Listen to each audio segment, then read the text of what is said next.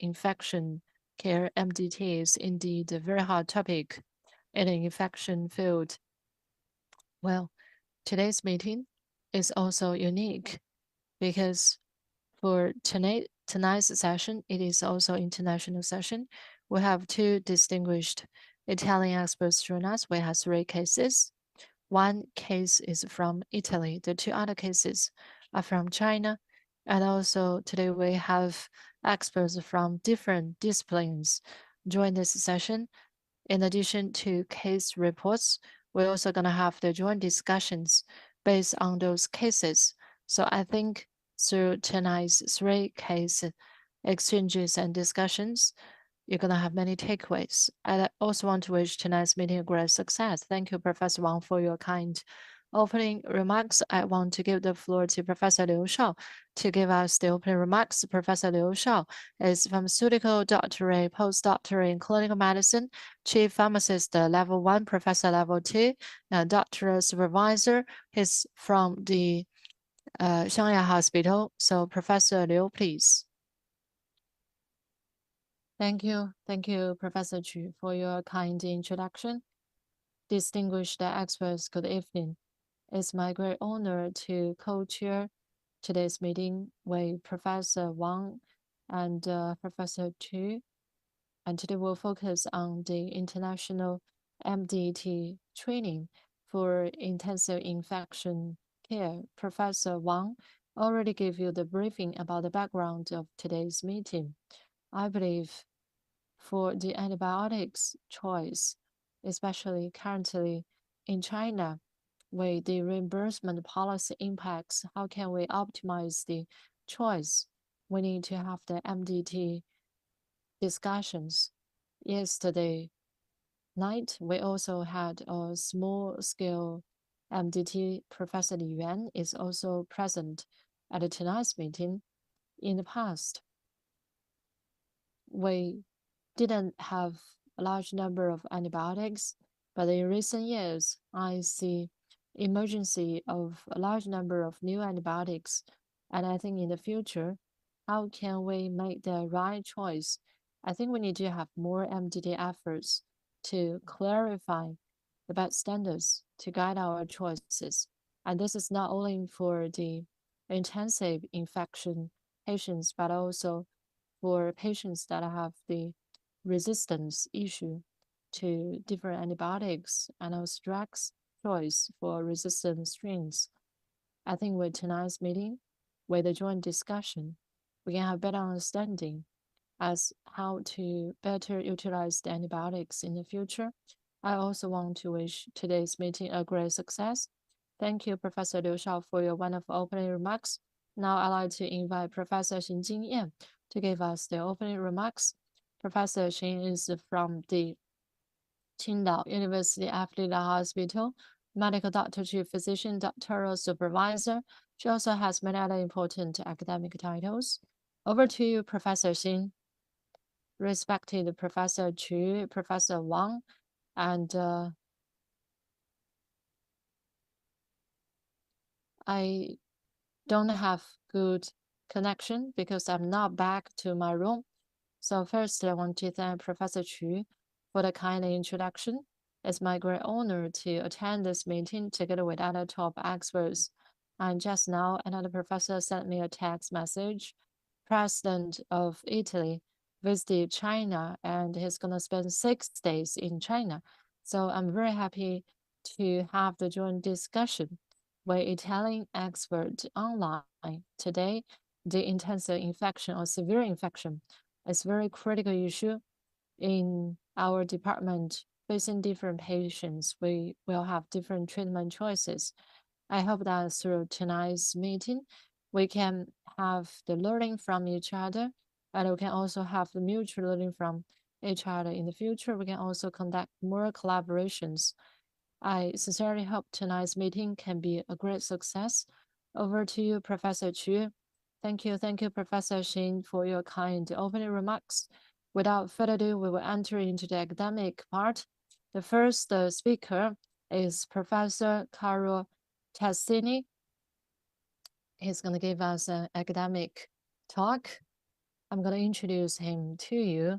Professor Tascini is from the University of Woody Medical School, full professor in infectious diseases, and he is director of the specialty school in the multi-infective, the medical internship program, director of the infectious disease clinic.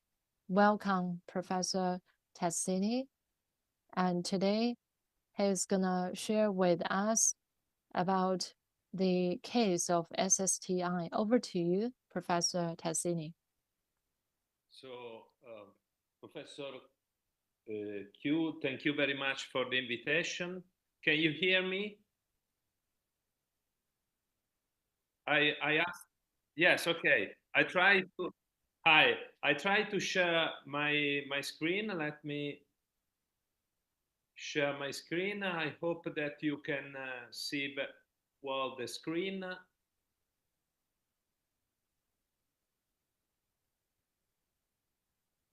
Okay, can you see are you able to see the screen? Yes.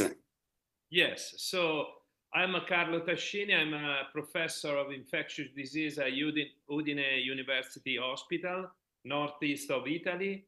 My topic is today a clinical case of skin and skin structure infection. So these are my potential disclosure for today's talk.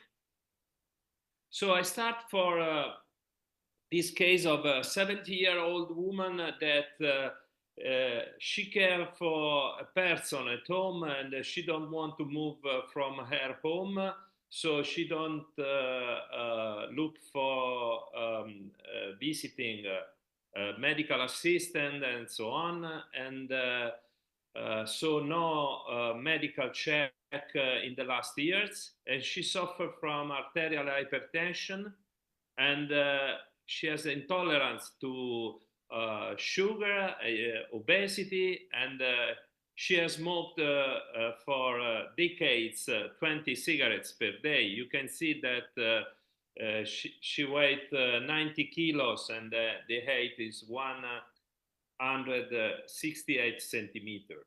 So started with an erythematous periungual lesion that began at the level of the left big toe, and she was visited by her family doctors who diagnosed fungal dermatitis. And the doctors prescribed topical antifungal therapy that because he believed about a dermatological fungal lesion. But the lesion extended to the entire big toe with edema, erythema, and pain, and the patient reported that the foot is colder. So probably there is an arteriopathy in this more than 70 years old woman that smoked a lot during her life, and also with probably diabetes. So when we start a lesion at the foot, we have to keep in mind that diabetic foot infection may be present. So the patient was taken to the emergency department and sent for the dermatological consultation. At the blood test, there was a leukocytosis with a slight increase of creatinine, blood sugar 150 milligram per deciliter, so compatible with diabetes. And for the other tests, all were normal. So was suspected cellulitis of the foot, and therapy with levofloxacin 750 milligram per day was prescribed, and the patient was sent back to her home. So when we have an infection of the skin, we have to keep in mind that the tip of the infection is very important, because we may have infection of the superficial part that are milder with respect to cellulitis, and even worse, fasciitis that may be life-threatening, and sometimes the surgical source control is more important than antibiotic therapy. So in this case, do you think that therapy is right? So we have to keep in mind how Staph aureus, that is the first cause of skin infection in diabetes patients in our country is resistant to quinolones. So we find normally that methicillin-resistant Staph aureus is also resistant to quinolones because of mechanism of resistance are bring by some gene cassettes sometimes, and so the MRSA infection in our community, in my region, is around 20%. In Italy, in some part even higher, and quinolones resistance is still high. And in Europe, there are some black box, some contraindication to prescribe quinolones to elderly people for problem related to vascular adverse event of quinolones. So in this case, probably for a patient that did not frequent the hospital, the most frequent pathogen may be Staph aureus or streptococci. So for this reason, quinolones may be a good choice, but also we have to keep in mind how high is the methicillin-resistant rate in your region. So we know that there are several, probably too many guidelines for the skin and skin infection, for skin and skin infections, and MRSA is the most important pathogen in this situation. In the case of diabetic foot infection, we know that there are several classifications also for diabetic foot infection, and among diabetic foot infection, we may have mild infection or severe infection. According to the classification, the most useful is the Texas University classification of diabetic foot infection. This is our experience of 10 years of diabetic foot infection when I used to work in Pisa Hospital in center of Italy. According to our colleague Alberto Piagesi, that is a diabetologist, we follow a lot of patients, and this is the macrobiology of the first visit. So patients for the first time came to the hospital with moderate to severe diabetic foot infection. And you can see that 52% of infection in moderate to severe lesion are due to gram-positive, and Staph aureus is around 30%, but also gram-negative are important, like Enterobacterales, 23%, and also Pseudomonas, that was around 10% in this Italian epidemiological series.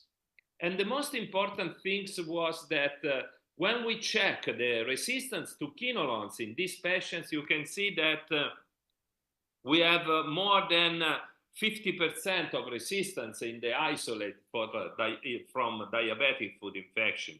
So according to this, in diabetic foot infection, is very dangerous to prescribe the monotherapy with quinolones.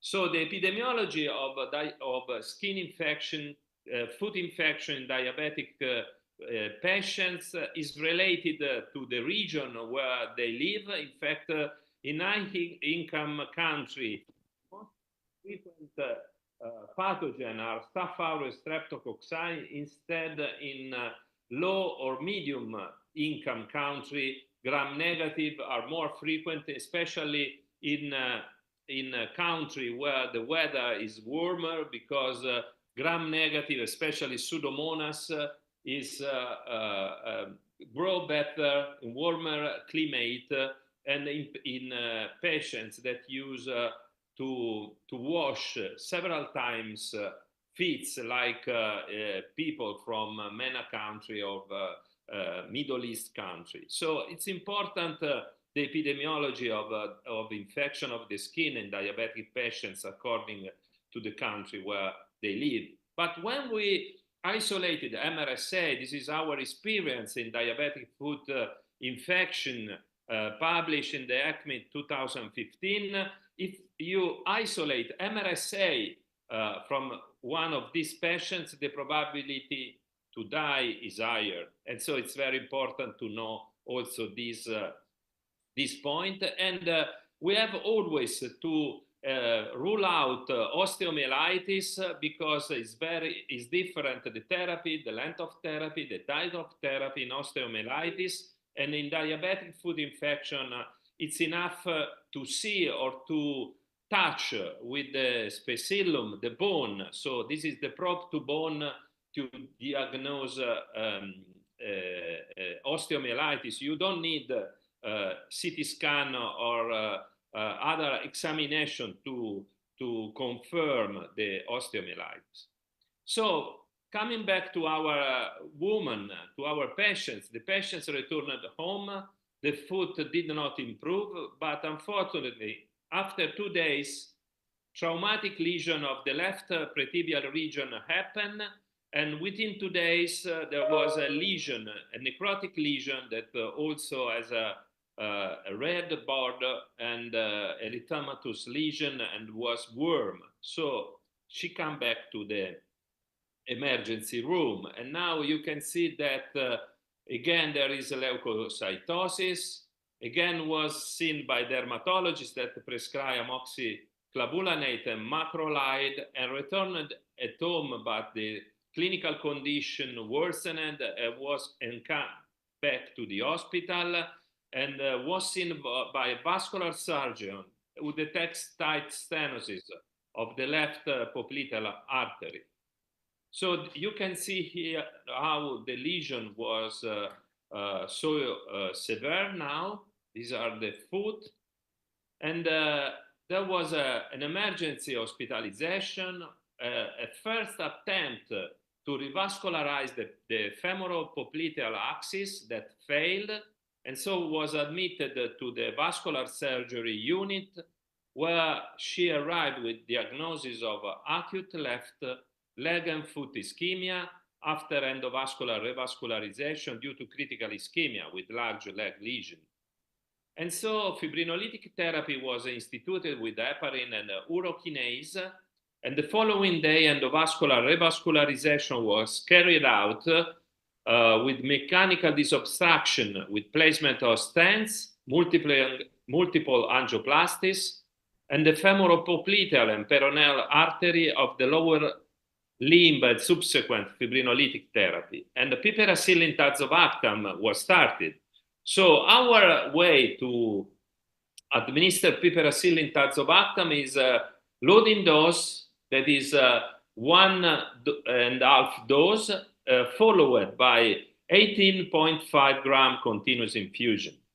This is the protocol that we use because it's a time-dependent antibiotic, and so you have to stay more than 60% of the time above the MIC. If it's possible, 100% of time, but our target is 4 to 8 time above the MIC to be bactericidal. And we know that in diabetic patients, the neutrophil activity is impaired, so we must be bactericidal. So I realized that there is also a pharmacologist colleague, and this is very important, how to administer antibiotics today, because the efficacy of the antibiotic depend on the PK/PD target in the way that we administer. So you can see here the stenosis of the popliteal artery, and here after the stenting that the artery is not closed anymore. And you can see here the contrast material that passed through the popliteal artery. So unfortunately, the blood culture was positive for MRSA, and also the culture of the tissue of the cellulitis was positive for MRSA and Providencia stuarti. And you can see here the susceptibility test. You can see that this strain is susceptible to ceftobiprole, resistant to cefoxitin and oxacillin. Also, the cefoxitin test is resistant, still susceptible to cotrimosazole, to vancomycin, daptomycin with a high MIC on the European clinical breakpoint, that is 2 for vancomycin and teicoplanin. So in this case, we have to keep in mind that with this MIC, this strain may be heterovisa. So there are some cells inside the colony of Staph aureus that may have a MIC of 4 or 8, and these happen 1 to the 5, 1 to the 6 colony forming unit. So this is this gram-negative Providential Stuarti is susceptible to cephalosporins, and also we have test ceftobipro that is susceptible. So we measure normal glycated hemoglobin. The diabetes is not developed in these patients. The clearance of creatinine was 40 because the patient's renal condition was deteriorated due to sepsis. So we started daptomycin according to the renal clearance, 350 milligram every other day, and also ceftobipro, 250 milligram every 8 hours. In our hospital, we are able to measure in the blood daptomycin level and ceftobipro level. So we may send 2 or 3 times a week this test, and we have the answer, the response in the same day, in the afternoon, and there is a pharmacologist that help us to choose the better dose for these antibiotics. So we know, and we have already discussed in the last meeting with our Chinese colleague, that according to the CISO effect, if we combine daptomycin and antistaphylococcal beta-lactam, we increase the activity of daptomycin because this combination is. These are the conditions of the left leg of our patient. You can see here that probably there is the risk on the foot of osteomyelitis because this necrotic lesion is very, very close to the bone. So according to our diabetologist, we made a sclerectomy of the leg, and you can see here that we have removed all the necrotic tissue. And we have the results of a peak serum of daptomycin that was 25 milligram per liter. The MIC was 1, so the ratio was 25. So this ratio is okay for Staph aureus bacteremia and skin structure infection. We know that the peak concentration has to be more than 60 of the MIC, so we have a ratio of 25. Or more than 100 milligram per liter. And this is the peak concentration. The trough concentration may be no more than 25 milligram to avoid adverse event. So to avoid the selection of resistant strains, we have to have a better PK-PD ratio for this patient.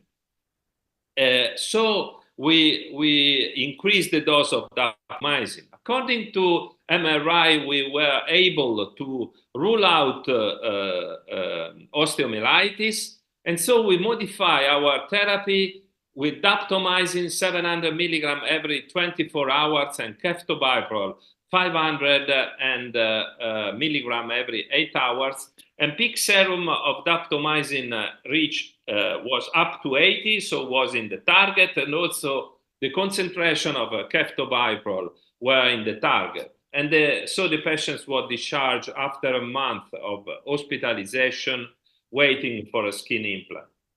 So according to the classification, the older classification was complicated skin and skin structure infection.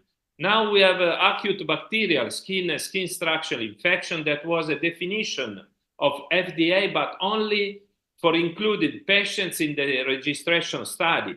So we have antibiotics approved for acute bacterial skin infection, but this kind of infection rarely are critical and rarely are admitted in our ward, especially intensive care unit.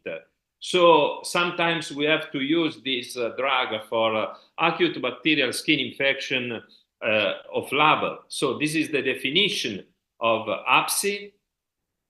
But in this definition, non-diabetic foot, non-fasciitis, non-Barnes infection. So I can conclude my clinical case saying that there is a number of recommendations of skin and soft tissue infection that are being published, but there is not all are have the same view in skin infection. The optimal therapy is timely aggressive source control and antibiotic therapy. So we have to distinguish necrotizing from non-necrotizing disease, and this is important to know, for example, the CPK level. Empirical therapy must take in account about the risk of MDR strains, especially in Staph aureus methicillin-resistant strain. Thank you very much.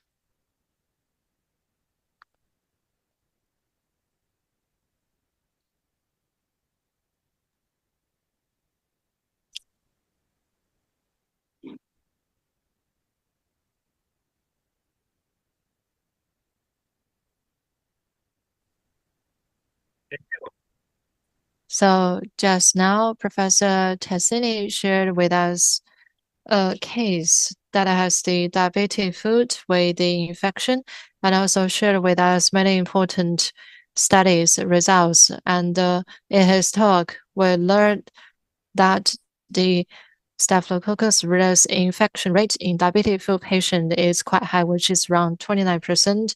And also for levofloxacin, the resistant rate is also very high, which is more than 56%. So with the combination of the cephalosporin and the daptomycin, we successfully treated the patient. So for patients that have the abscess as well as the penetrating trauma and the cellulitis, and has the MASA history with the concomitant diabetic foot, they are highly likely to have the resistant Staphylococcus aureus.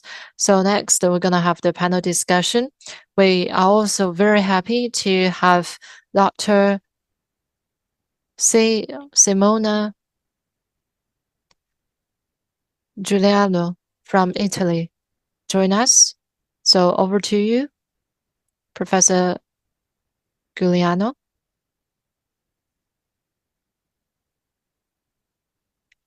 Good. Can you hear me? Yes. Okay.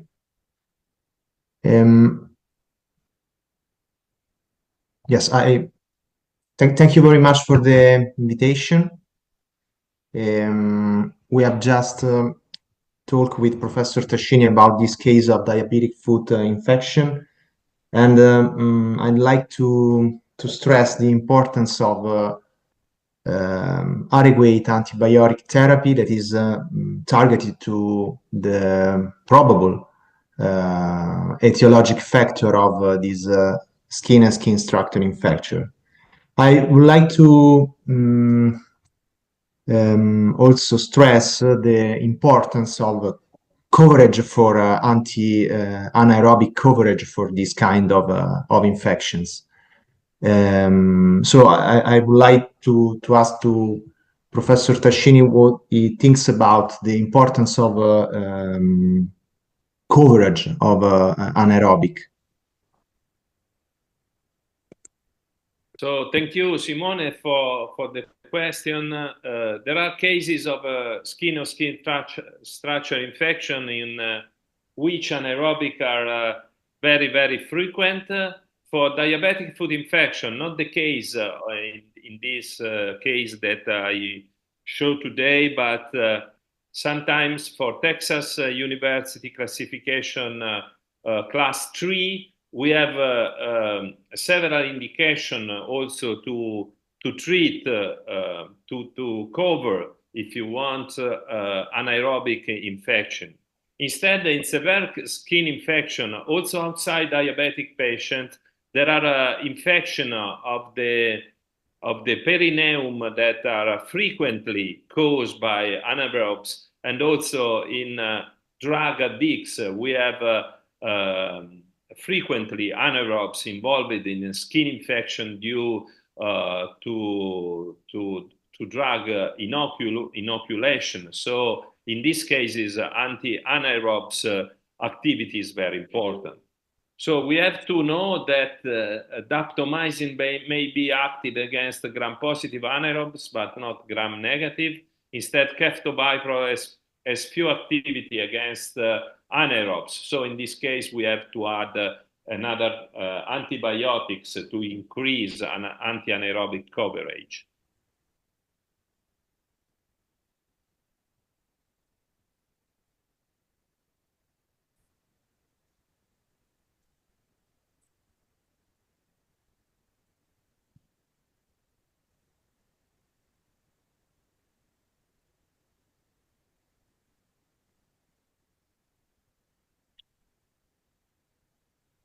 Okay. Next, I want to hand over to Professor Minggui Wang. Professor Wang, any comments or questions? Thank you, Professor Tascini, for your excellent presentation. And may I have a question first? What's the prevalence of methicillin-resistant Staphylococcus MIC in Italy? What's the percentage?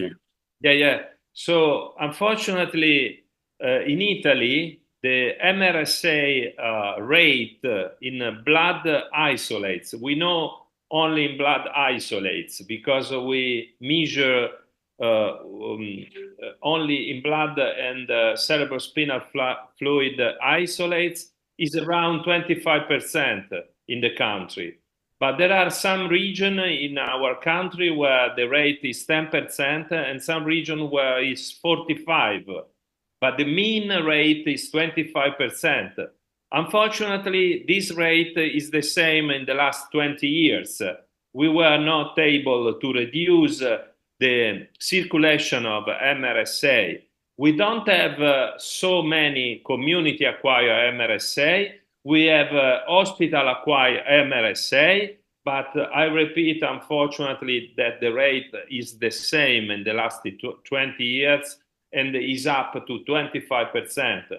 There are countries in Europe, like UK, where a strict infection control in case of MRSA colonization and infection has reduced the rate of blood isolates from 20%, 25%, like in Italy, to 5% in 5 years. So strict infection control in the hospital are useful if you want to reduce your MRSA, but unfortunately, I don't know how is the situation of a health national system in China, but in Italy it's a public health system, and unfortunately in some situations we don't have the strength to apply all these measures of infection control to our hospital because of shortage of funding.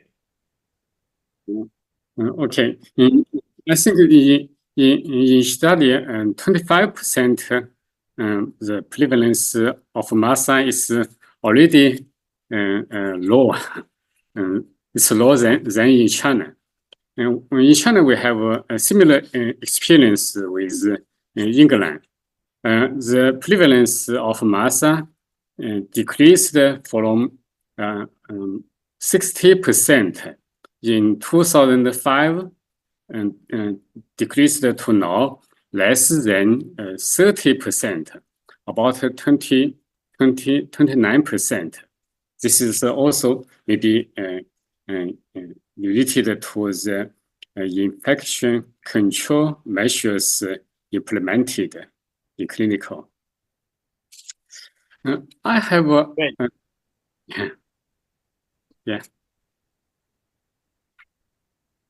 I have the second question. The susceptibility test showed that although it's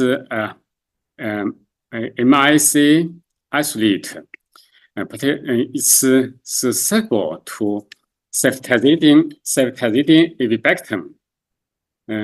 Oh no, sorry, this piperacillin tazobactam. So piperacillin tazobactam usually for treatment of gram-negative bacterial infection. So in China, usually it's resistant, but how is your experience for the use of piperacillin tazobactam for MRSA infection treatment? So I understand the question. So we changed to ceftobiprole because ceftobiprole is active against the MRSA, and the ceftobiprole may be active against Enterobacterales that are not SBL or AMP-C. These strains was susceptible to ceftazidime and to piperacillin tazobactam. So we use a lot of piperacillin tazobactam. It's the first drug in our hospital because fortunately we have around 15% or less ESBL in our hospital. So it's the first choice for gram-negative. But in this case, it's a mixed, it's polymicrobial infection, gram-negative and MRSA. According to the activity of ceftobiprole against the MRSA, we change from piperacillin tazobactam to ceftobiprole. So we use piperacillin tazobactam by continuous infusion.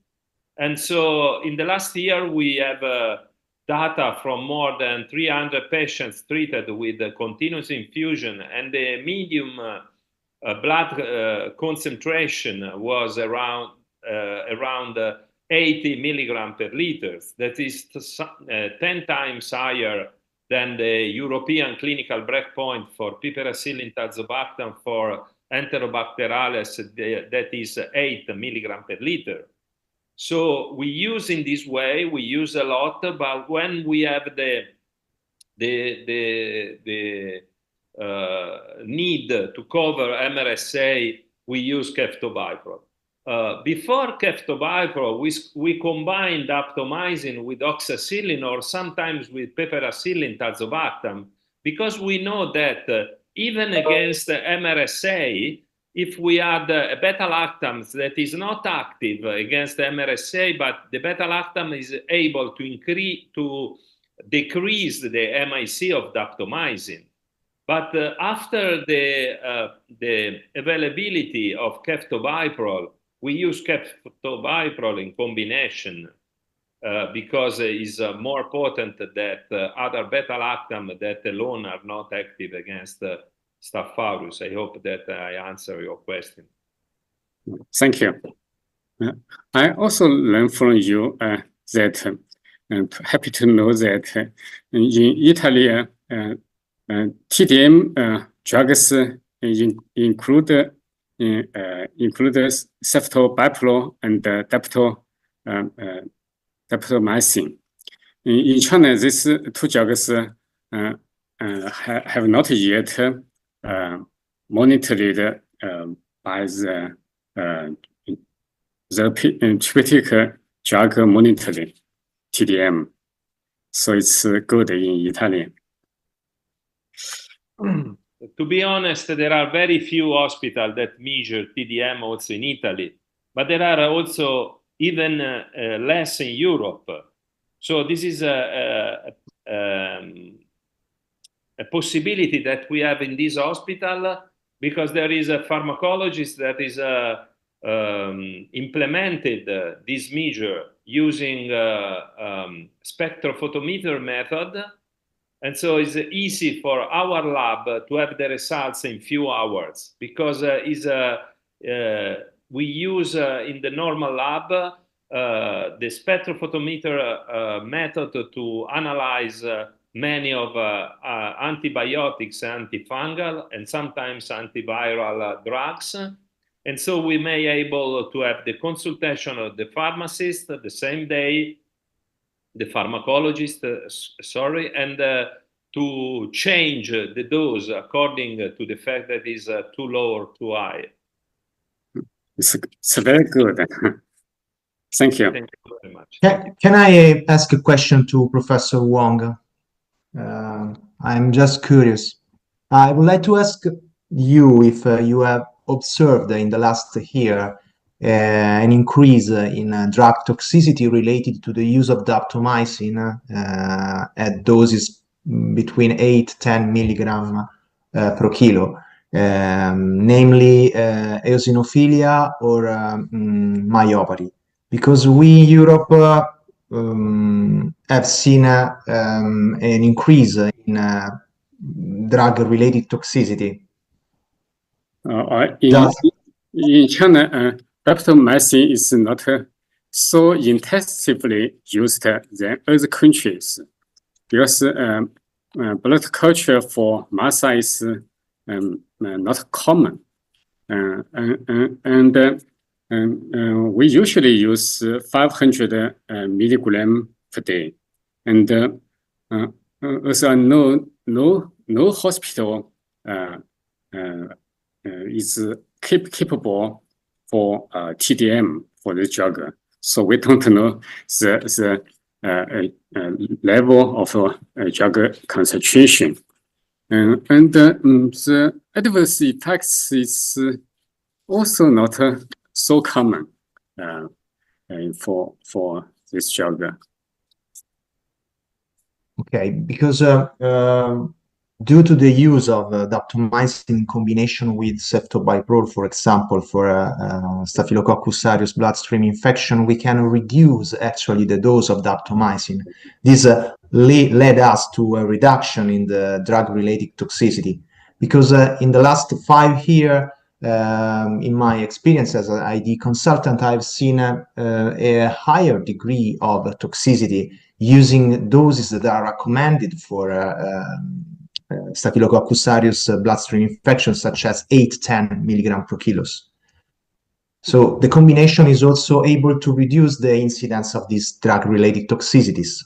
So it's very interesting. Yeah.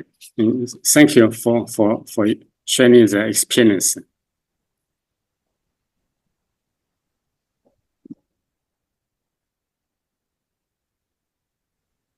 That's all. I'm sorry about taking too much time of the discussion session. I would like to hand over to Professor Chu. Thank you, Professor Wang. And thank you, our 2 professors from Italy. We have learned quite a lot. Now I'd like to invite Professor Xing Jingyan. Thank you. I would like to thank Professor Wang for these great questions. I have learned quite a lot as well. In China, in Huashan Hospital, led by Professor Wang Minggui, our epidemiological survey for antibiotics management and also for disease management, I think it's very important.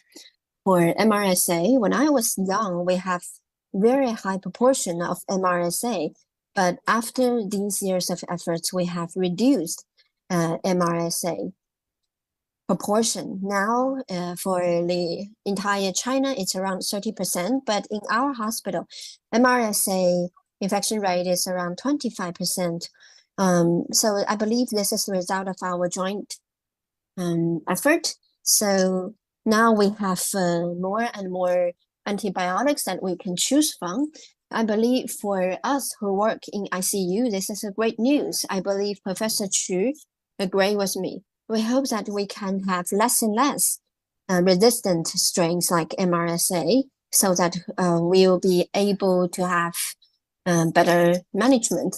In different regions, MRSA may be very different. And in China, with a very big country, we actually have a very different rate of MRSA and also CRE. This is another very typical example. In some parts, in Jiangsu and Zhejiang, they may have more than 10%, but for us, we only have like very little cases, only a few cases for CRE. And also our Italian expert shared with us about the TDM testing, very well managed. This is a patient with diabetes with the skin and soft tissue infection. The reason she had skin soft tissue infection is closely related to her diabetes. We know that for a lot of the gram-negative resistance, previously we don't recommend local regional treatment for these patients with vascular disease. For local concentration, even though for the entire system, the plasma concentration may be good, but the local drug concentration not very good. So for this kind of patients who need debridement, is there any way that we can increase the local regional drug concentration? Because if the plasma concentration is good, but for this patient, the patient actually have poor blood flow, blood circulation.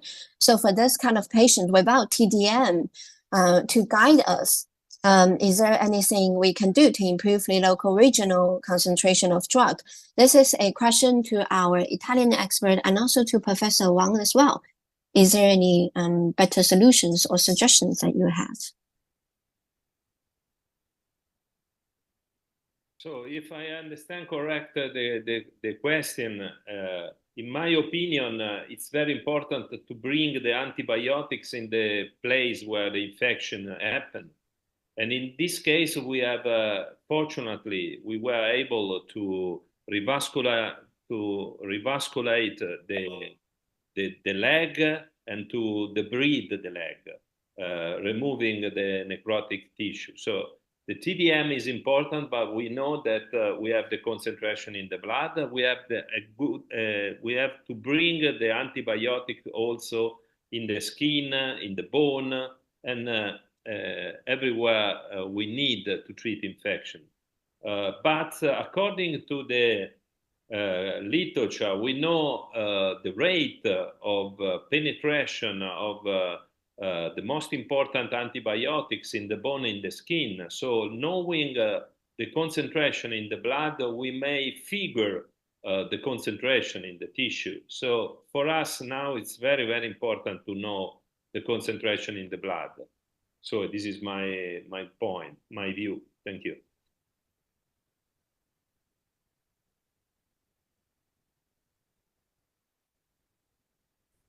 Thank you very much, Professor Xing. This is a great question. And also thank you, Professor Tascini. And Professor Liu Shao, please. Thank you very much. I would like to thank Professor Carlo Tascini for your great case sharing, and also thank you, Professor Wang, and also the previous panelists for the excellent discussion. Just now, Professor Tascini shared with us a great case, and also shared with us for patients with diabetic foot infection, how to choose a treatment. I am very interested in the pharmacological related question. For TDM, we have actually talked about TDM quite a lot today. And also for this case, at the very beginning, the patient started with 350 milligrams every other day of daptomycin. And according to the Chinese label for this kind of skin infection, we recommend 4 milligrams per kilogram per day. That's the Chinese recommendation. So my first question is, why at the very beginning you choose to provide daptomycin every other day, 300 milligrams? And later we can see the dose has been adjusted. Is this dose related to the combination with ceftobiprole? And also we can see for the daptomycin, have you considered the adverse reaction? Later we can see that for the daptomycin, the dose being increased to 700 milligrams.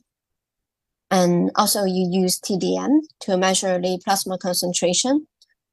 And also we can see basically the peak concentration and MIC ratio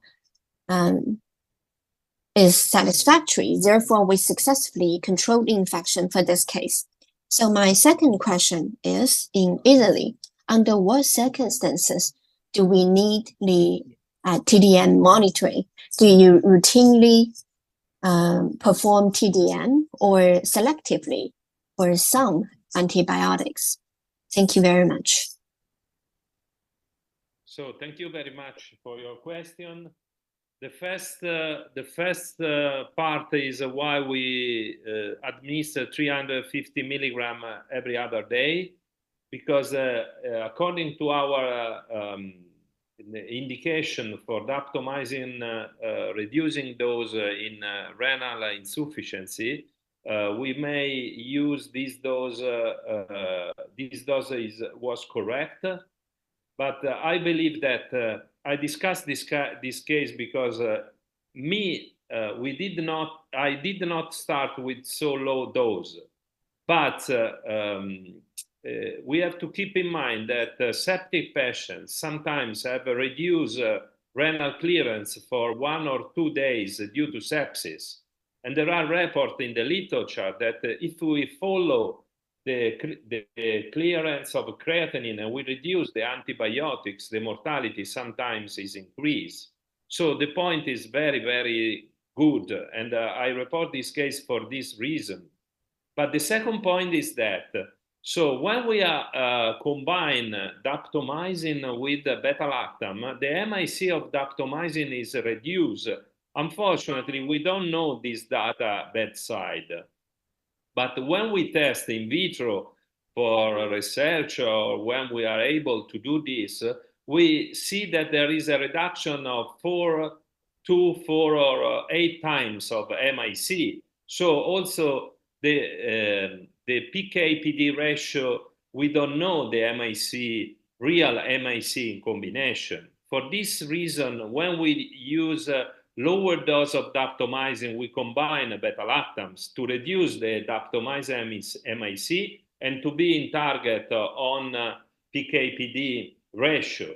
So because bedside, unfortunately, we know only the MIC of daptomycin alone and never in combination. And this is why probably is working in the same, the low dose of daptomycin, but also there is the activity of ceftobiprole.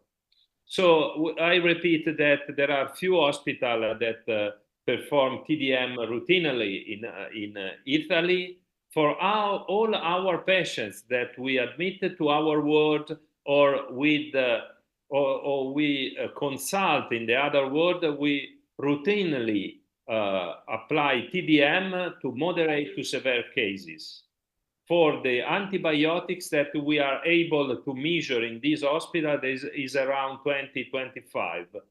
But for new drugs like, for example, ceftolozane tazobactam or dalbavancin, we are not able to measure. So we send this TDM to another hospital that is more 200 kilometers far. For this case, in these cases, we measure only for more severe and critical patients.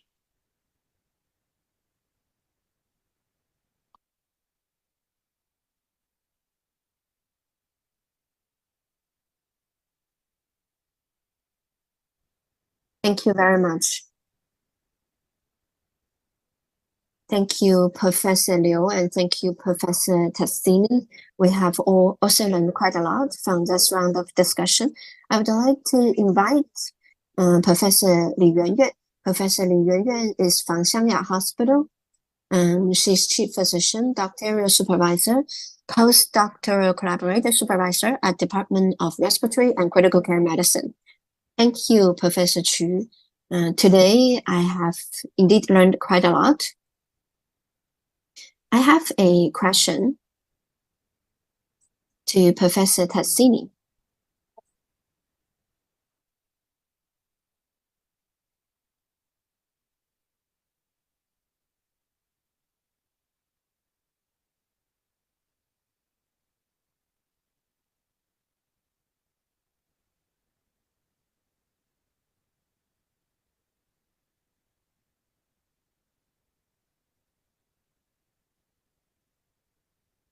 sorry, I did not understand the question. May you repeat, please?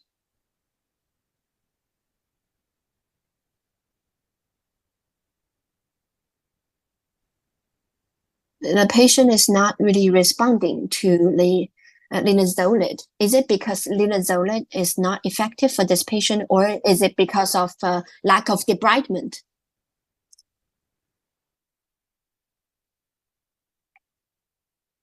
So,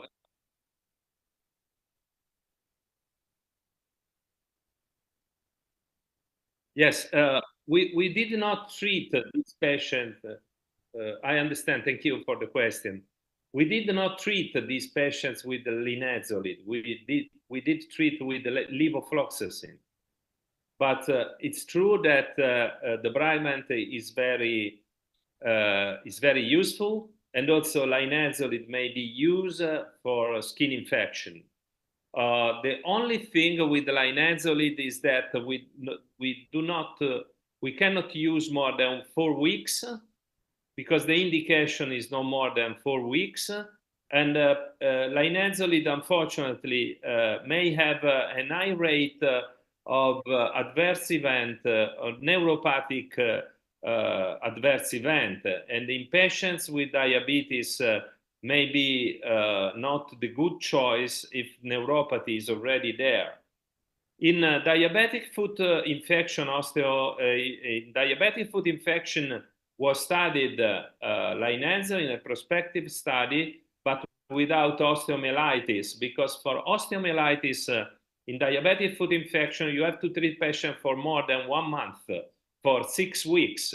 And linezolid you cannot use for 6 weeks in label, because after 4 weeks, adverse event, especially bone marrow toxicity or neuropathy or increased lactic acid is very frequent.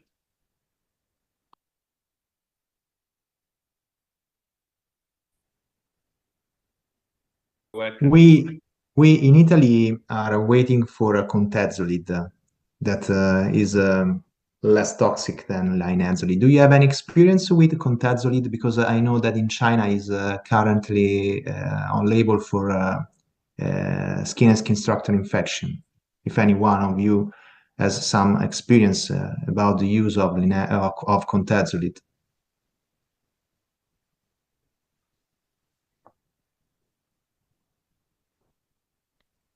So for contezolid, actually it is also indicated for the SSTI, but actually we don't have the experiences with this. Okay, thank you. Thank you very much. So I think we are done with the first half of the session, and also I think for the MDT has a lot sparkles for our experiences exchange. I mean, for complex SSTI, MASA is a risk factor. We also need to pay attention to that. And also, for example, for patients that have the past medical history of the MASA and abscess, and also the complicated medical history of the antibiotics. I mean, for the Staphylococcus aureus, we do see high prevalence of MASA, be it in China or Italy. And also for the quinolones, it also has high resistance. Therefore, I mean, with the new drugs, we can better save our patients. Okay, thank you very much. Now I'd like to hand over to the moderator of the next session. Professor Li Chunhui. Professor Li is from the Shanghai Hospital. He is Deputy Director of the Infection Control Center, and he has many important academic titles, and he is also influential KOL in China. Over to you, Professor Li. Thank you, Professor Chu. Respected chairpersons, it's my great honor to attend today's meeting. So we're gonna have the panel 2 session. So in the second part, we're gonna have 2 wonderful cases. So we gonna have discussion after the case. So the first case. 我讲一下它的这个英文啊。A case of post operation of infection of aortic dissection 啊，那这是一个 So this case will be given by Professor Minggui Wang. So he is the director of the ICU in the Department of Cardiovascular Surgery. So he's gonna share with us a specific case. I'm also personally involved in this case. Professor Lin is director of the intensive care unit in the Department of Cardiovascular Surgery, Shanghai Hospital. He has many other important academic titles. I will not go into details. In the cardiac surgery ICU, he is very experienced. Over to you, Professor Lin. Thank you. Thank you, Professor Li, for your kind introduction. I'm gonna share my screen.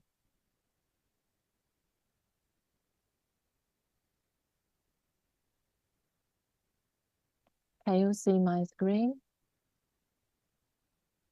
We cannot see your screen yet. Okay, we're able to see it. Respected chairperson,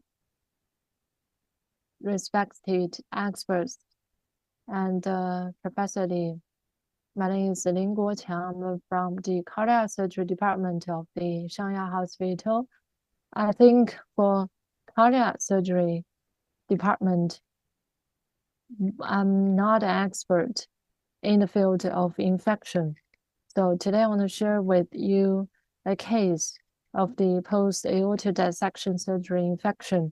Under the guidance of Professor Li, we have very good results, even though the journey of treatment is very rugged. So today I want to share with you the specific treatment processes. So this is a 58 years old male.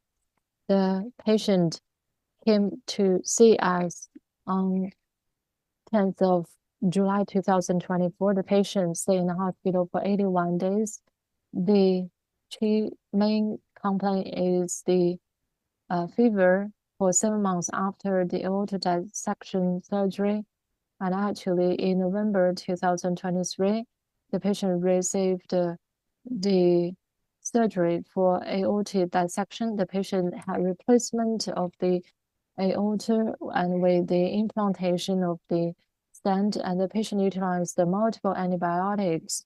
And then in the local hospital, the patient had the antibiotic-related complications, and also in multiple sputum cultivation, indicating different kinds of the bacterial infections, such as the Klebsiella pneumonia and Synnectobacter baumannii, etc. And the patient also had the neck abscess in the process. And also, according to the culture, we identified the MASA, and also the patient received the CT, identified the edema in the neck, and the patient utilized all kinds of different antibiotics, such as the meropenem, lalazolide with the cephaloporazones, sulfobactam, sodium, polymyxin, cephaloxidine, and polymyxin, etc. And actually, the patient has been on the cortisone for quite a long period of time. So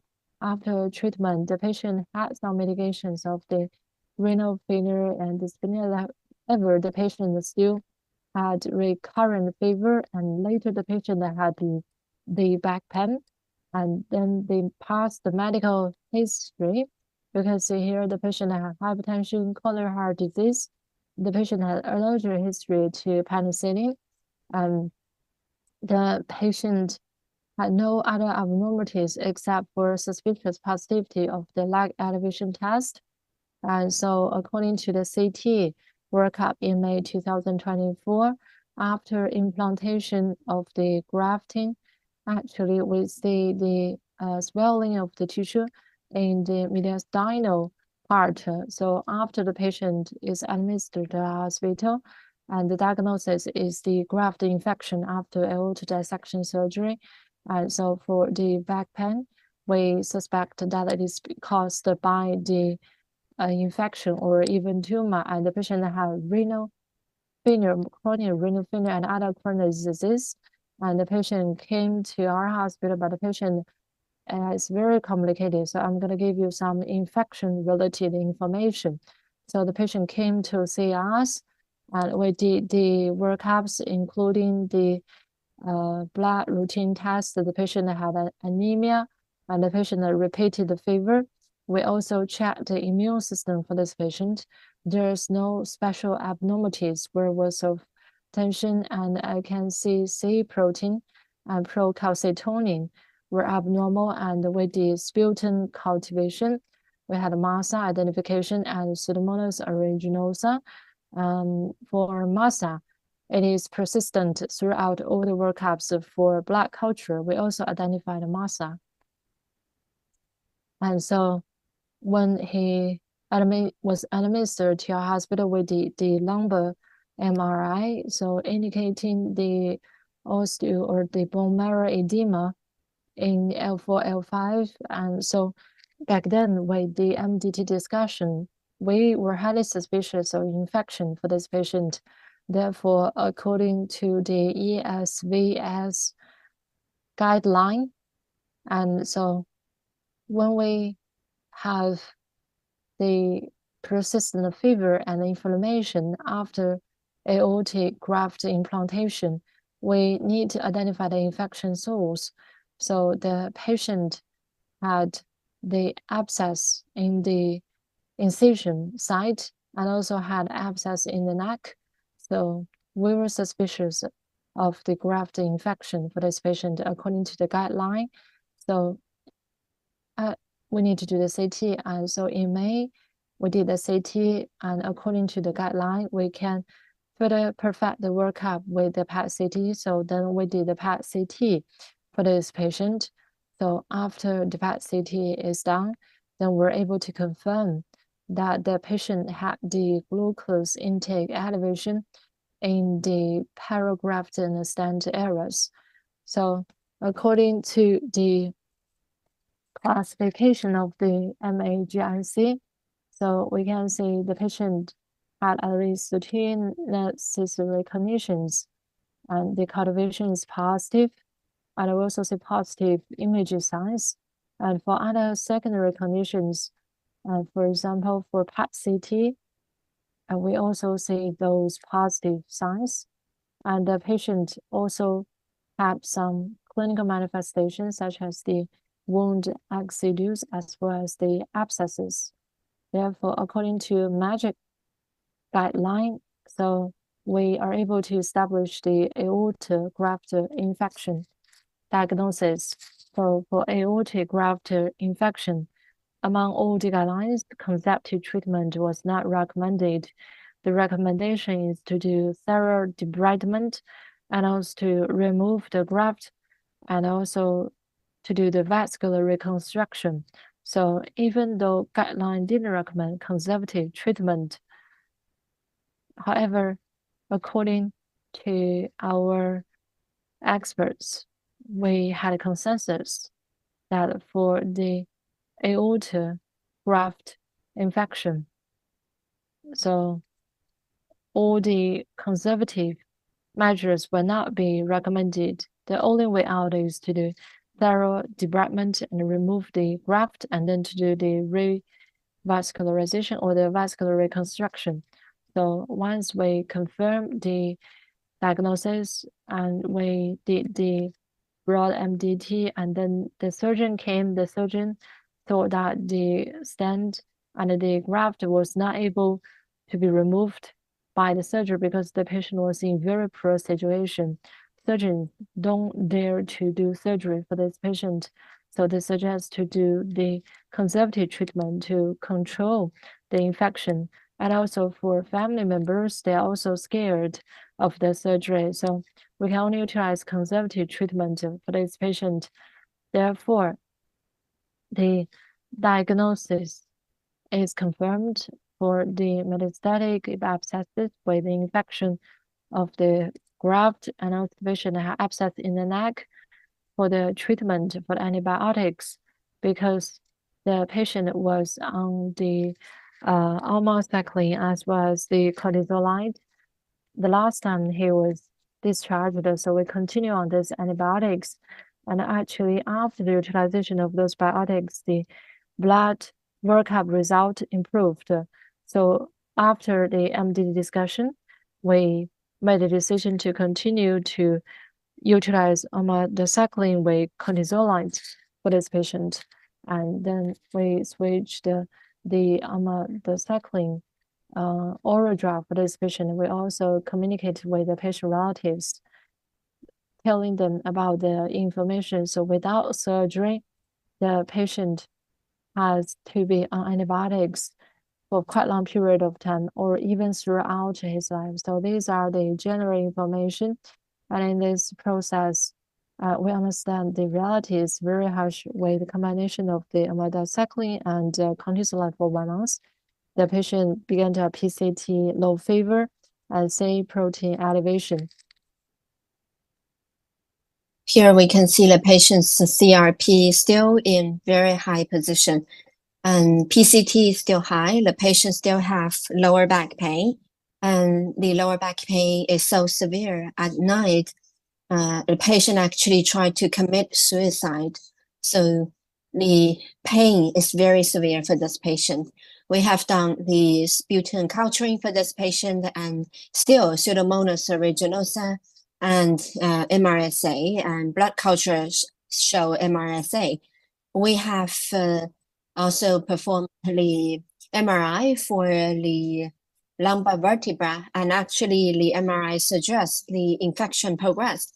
So for us, for the infection management, we don't have much treatment options available. And in terms of the antibiotics use, we don't have a lot of antibiotics that we use. So for such a complicated case, we've managed this patient together with Professor Li. So for such a complicated case, in terms of the antibiotics selection, we have a lot of impacts.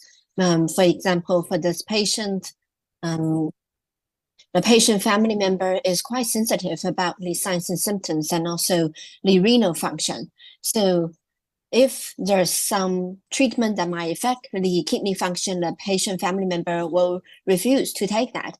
And also the patient is very familiar with the side effects of antibiotics. So if we talk to them about the antibiotics use, they always respond with a lot of questions. And this is a patient with MRSA and also very clear infection of the aortic vascular graft. So for the antibiotics, we need to select. It will have to be an antibiotics that manage to treat the Staphylococcus aureus bacteremia and also can inhibit the biofilm of Staphylococcus.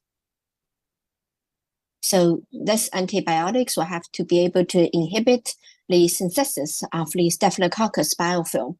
The patient also has the bone tissue and also soft tissue, skin tissue involvement, and also have this abscess in the neck.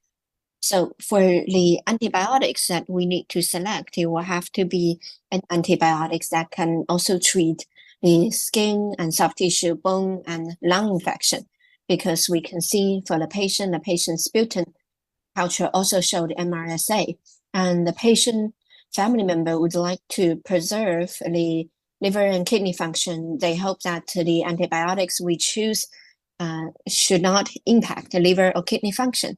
And also the patient have actually used linezolid before, and after linezolid treatment, the patient actually had significant platelet count reduction and have the airway bleeding, almost suffocate because of that.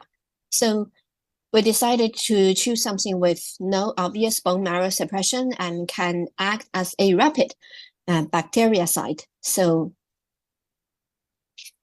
basically, I think our treatment option is related to all of these above mentioned factors.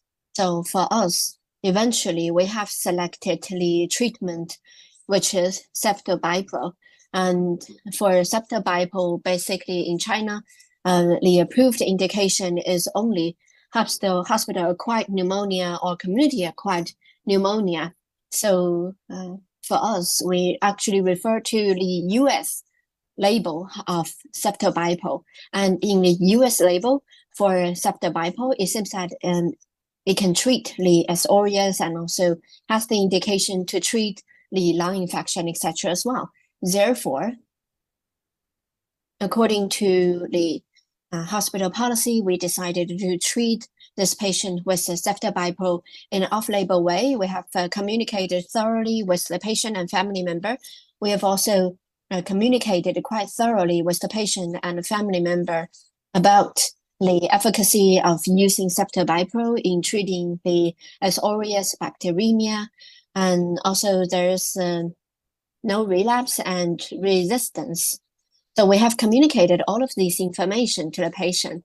And for the aortic vascular graft infection, basically for this kind of infection, S. aureus is the most common strain. And also we have already confirmed that this vascular graft infection is because of MASA, MRSA. So for ceftobiprole, if it can inhibit the biofilm, then it would be the best. We have done some literature search, and we can see that for ceftobiprole, it can indeed inhibit the biofilm. We previously wanted to use vancomycin, but the patient family member decided not to use vancomycin and because of the kidney function. And for rifamycin, daptomycin for S. aureus, basically they are not as good as the ceftobiprole. And also we have data suggest basically with the same clinical therapeutic concentration, ceftobiprole has very good inhibition effect for MSSA and MRSA biofilm formation. Therefore, ceftobiprole has been recommended to be the first-line treatment option for primary MRSA BSI. So we have communicated with the patient and family member, and on 7th of August of 2024, we have discontinued the omacycline and cortisolid and started to use the ceftobiprole and cortisolid combination. So back then we have basically no understanding about this new drug. So we did very thorough monitoring about the side effect of ceftobiprole. So after 3 days of ceftobiprole, we can see the symptom has been greatly relieved and WBC start to reduce and the back pain start to alleviate, start to improve. And the patient said that the patient feel much better than before. And also for blood routine, liver and kidney function, basically we measure blood routine, liver, kidney function every 2 days. After 2 weeks of treatment, we have done the blood culturing and it's negative. And on 19th of September of 2024, the patient has received 42 days of ceftobiprole because according to the US label for S. aureus BSI, we should use 42 days of ceftobiprole. So we have used a full 42 days for ceftobiprole for S. aureus BSI. And on 19th of September, we did blood culture and it's negative. And the patient never had MASA, never had MRSA. And later, when we recheck the blood culture, it's still negative. During the entire monitoring process, the patient's blood routine, platelet count, etc., all of them are normal. And we did not see any platelet count reduction, no bone marrow suppression. And the kidney function, actually CKD switched or improved from phase 5 to phase or stage 5 to stage 2. So the patient is now being prepared for discharge. We actually want to extend the use of ceftobiprole, but for ceftobiprole, we have no experience. And also, according to the label, the maximum duration is 42 days. So we don't know whether there's new side effects, etc. So we have to discontinue ceftobiprole. And we switched to omacycline and cortisolid oral treatment, and the patient has much improved.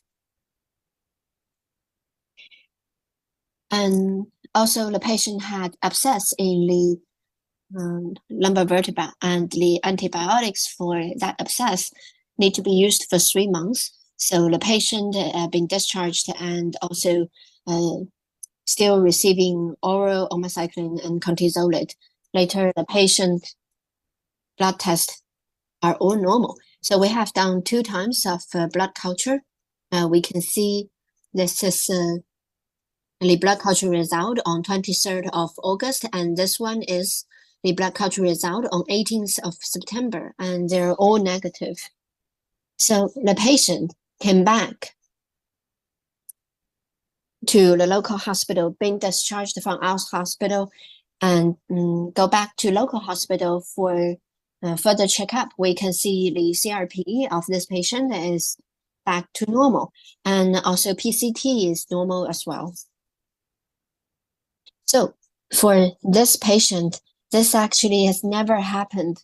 CRP and PCT normal has never been the case, basically, for this patient, even though for this patient previously, the PCT and CRP been reduced almost to the normal level. However, the patient never had normal PCT and CRP, so the patient is very happy. We can see the liver function and also kidney function are all very good. At the very beginning, when the patient first present to us, the creatinine is around 500. So now we can see the creatinine clearance is basically 50 in later checkup. So the patient and patient family member are very happy with the treatment efficacy. These are the feedback from patient, and the patient is now under great recovery.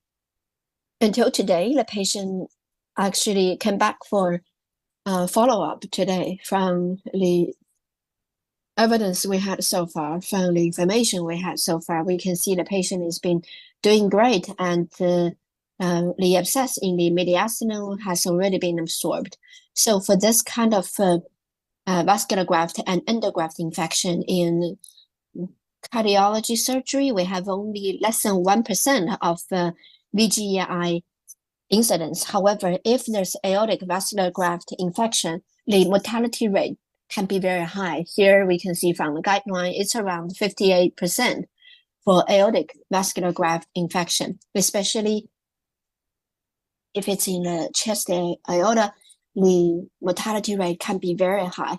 And also for the most commonly seen pathogen, we have seen most commonly for gram-positive, it's S. aureus. So we can see from the patient blood culture result, the patient had MRSA. From study result, we can see S. aureus and also E. coli, Pseudomonas aeruginosa. These bacteria are more virulent. And also if we do the in situ vascular revascularization, then the patient are more likely to have the relapse of infection. However, for patients with aortic, chest aorta issue, we'll have to do the in situ vascular revascularization. So for this patient, the patient is having a lot of risk. So for VGEI, anti-infection is very important. And of course, our anti-infection treatment is guided by this susceptibility test. And also for this patient, the treatment course of antibiotics for patients who cannot tolerate surgery, they will have to receive antibiotics indefinitely. From the guideline, we can see basically from the existing guideline regarding to VGEI, the guideline doesn't really recommend conservative treatment. Conservative treatment in the guideline is only recommended to patients who cannot tolerate surgery. We can see for VGI happened in thoracic aorta, the mortality rate is very high because for thoracic aorta, you have to have in situ revascularization. Unless for example, abdominal aortic problems, we can probably have some of the non-in situ revascularization to avoid further relapse. However, for aortic arch, thoracic aorta, that's not the case. So we have talked about the complete debridement and also the revascularization, etc. Actually, the debridement surgery is very complicated, very difficult to perform. Here we can see this is a video of the surgery. Here we can see we just put it in and we try to remove that. And as you can see how difficult it is. And for the ones that are, this is how complicated it is when you're trying to remove that immediately. And if there's infection, as we can see on the right-hand side, there's a lot of necrotizing tissue, a lot of infected tissue. So as you can see here, for these kind of infected vascular graft, and also if you want to remove that and then do a reconstruction or revascularization, again, with a vessel graft in the same place, we do have very high relapse rate. So what we do need is very good antibiotics so that we can reduce the future relapse incidence. So this surgery is actually quite complicated. So the incision is even more than 1 meter.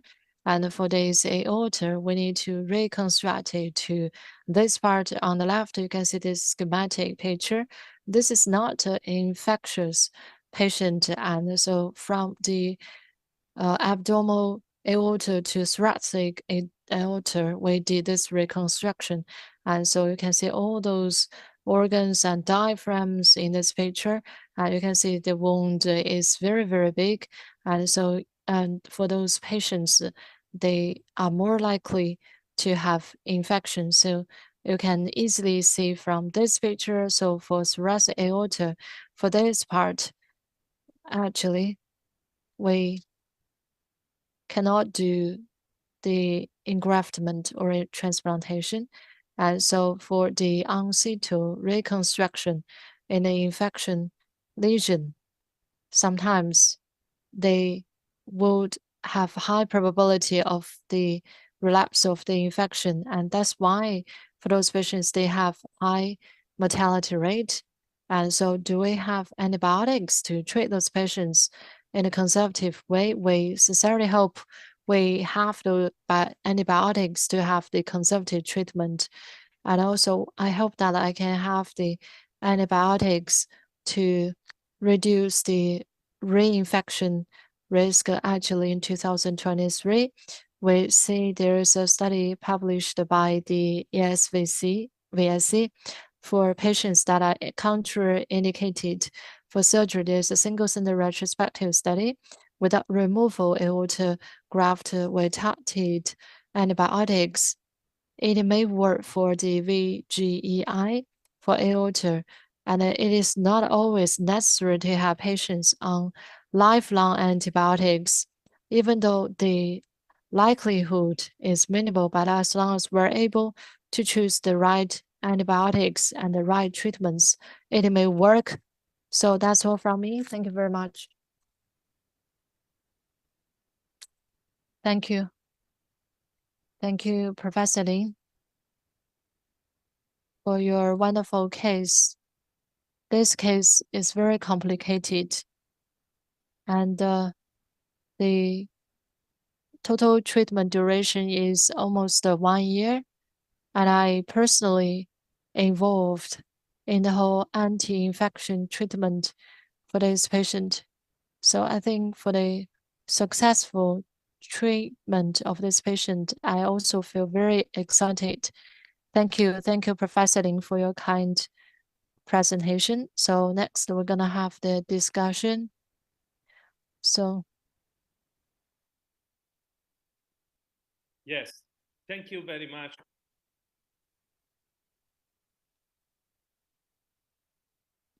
Okay, thank you very much for your clinical case.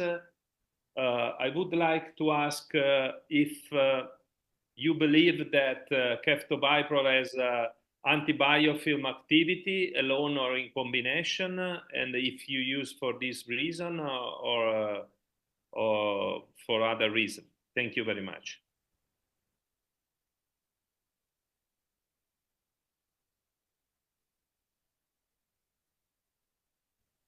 Okay. Thank you.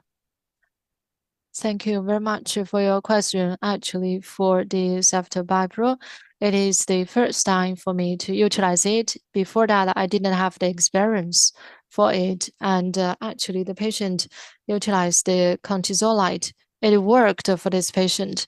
So that's why in the very beginning, we tried conservative treatment because we were not sure about the ceftobiprole. So we also communicate with the family members. So we can add on the ceftobiprole to control the symptom, and we will have close follow-up to see whether if it works. So we didn't think about monotherapy for the ceftobiprole, so we try to be more safe for this patient.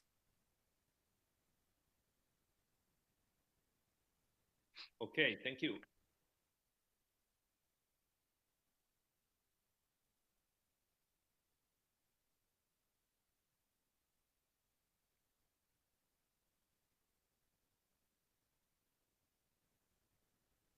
Thank you so much for your presentation. It was really amazing. I would like to ask you, if I understand well, this patient is under long life suppressive antibiotic therapy. Is it correct?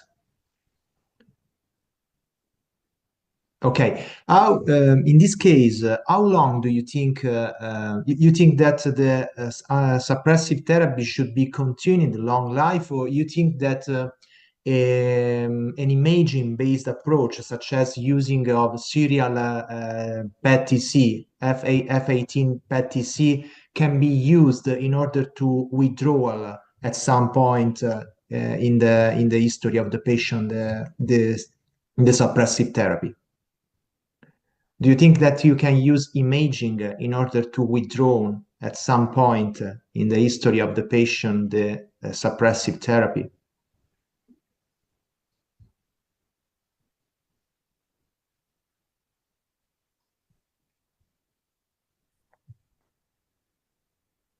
Thank you for your question. So I think for this patient, according to the European guidelines as well as the China expert consensus for aortic graft infection, antibiotics treatment duration, we do have the clear statement.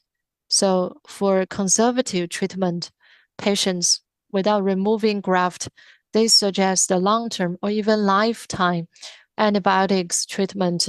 Actually, cortisolite for the first time has been utilized by us for this patient. We also communicated with the family members. So for this disease, if we don't do surgery, you need to take antibiotics for a very long period of time or even throughout their lifetime.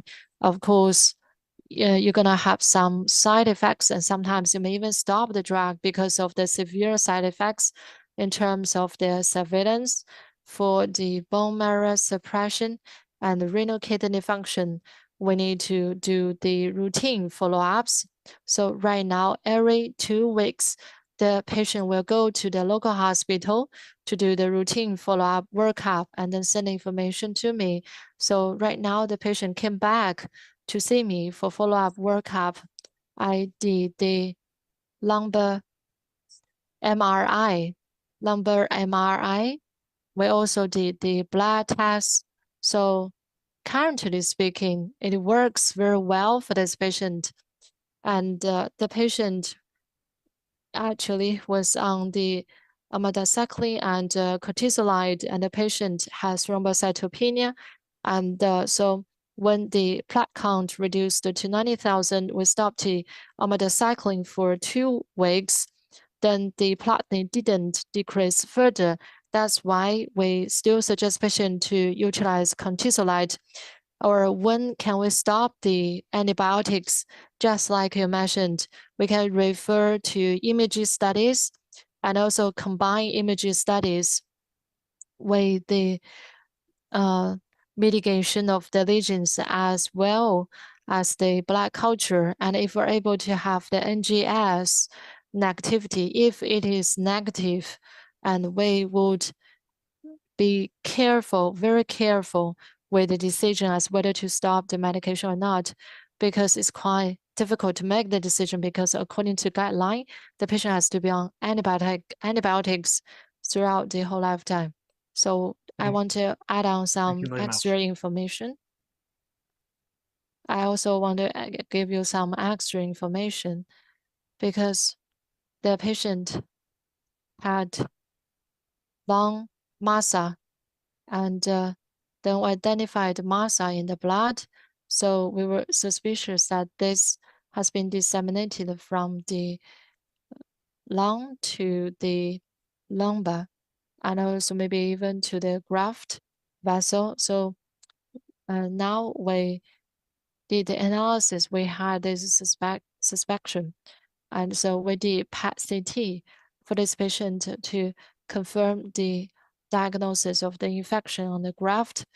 And so according to the metabolism signal of the PET-CT, it indicated infection because we were not able to tell the infection from the MRI, but we were able to tell it from the PET-CT. So we can utilize images and also the infection, the graft infection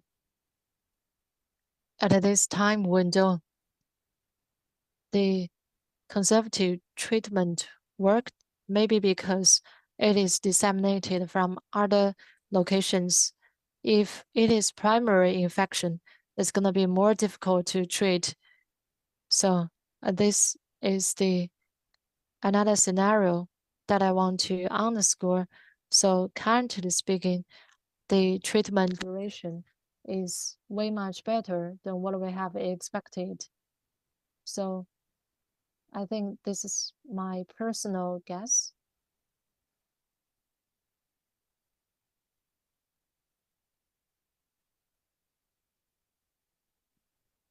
Okay, next, I will hand over to Professor Li Yuanyuan. I will not go into the detailed introduction of Professor Li again because we already introduced her. So I want to thank the speaker for the wonderful case. This is also successfully treated case. The patient is still on antibiotics, and actually, for this patient, we don't have 100% surety for the final success. So with this opportunity, I have two questions for the Italian professors.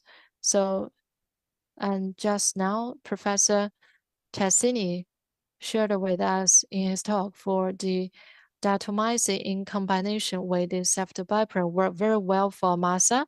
So for this patient, if we have relapse of the bacteremia, maybe we can try the datomycin with the ceftobiprole. The second question is for ceftobiprole. How long is the duration that is safe without any side effects? Professor Tascini and Professor Simon.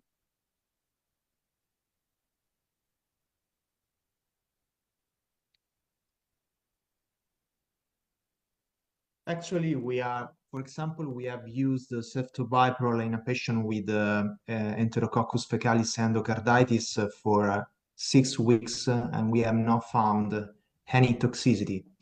But I have to underscore and I have to stress and highlight that we use TDM for all the treatment course.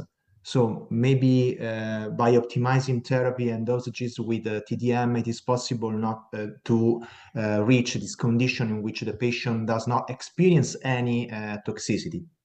In my personal experience, our experience is that the use of ceftobiprole up to 6 weeks is not toxic for a patient, if TDM guided, of course. So if I may add something, I would like to say that I agree with Simone. We have the same adverse event of other cephalosporins, and 6 weeks is we use for endocarditis this long time of treatment with ceftobiprole, and using TDM we have few adverse events. In our personal experience of 21 enterococcal endocarditis, we experienced just 10% toxicity rate and 10% toxicity rate at just one seizure. So it is not very high, almost the same as the other cephalosporins.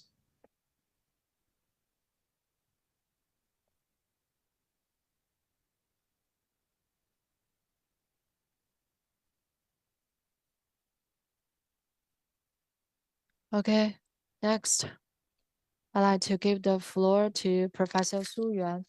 She's from the Qingdao University Affiliate Hospital. Thank you very much for your kind introduction. I also want to thank the speaker for the wonderful case. Actually, for the hospital-acquired MASA-induced severe infection, actually in ICU it is quite rare. And Professor Chen also shared with us the experience as we continue to step up the infection control. The severe hospital-acquired MASA is rare, and we treated C-MASA-induced necrotic pneumonia patients. For those patients, we would establish a MDT. I also echo with Professor Lin, saying that actually we can have combined teamwork. For severe infection, firstly, we need to have drainage of the infection site. So basically, by doing that, we can reduce the mycobacterial load. So, and also for antibiotics, according to the labeling dose, basically, we need to consider whether we are dealing with, for example, if it's bacteria number 10 to the number of 5 or 10 to the number of 10, it will be very different. So drainage is very important as well. For this patient was lumbar abscess. I don't know whether from imaging, whether you have done drainage for this lumbar vertebra abscess, and have you done the evaluation? Why didn't you do the drainage? And today we have talked about very good new treatment for MRSA management. We haven't had the opportunity of using ceftobiprole in our hospital. I hope in the future we'll be able to have opportunity of using that myself. Professor Su, about your question of drainage, we actually had the spinal surgery and also ultrasound doctor for consult, but they believe this is a patient not suitable or not indicative for surgery or biopsy. The abscess, lumbar vertebral abscess, is very small. It's actually a very small one. And also the patient had abscess in the neck and later mediastinal infection. Yes, it's actually maybe the mediastinal infection spread to the neck. For the neck abscess, we have done the drainage. And for neck abscess, we have drained for 2 weeks. And the patient came back to hospital for a checkup today, and the patient is completely fine.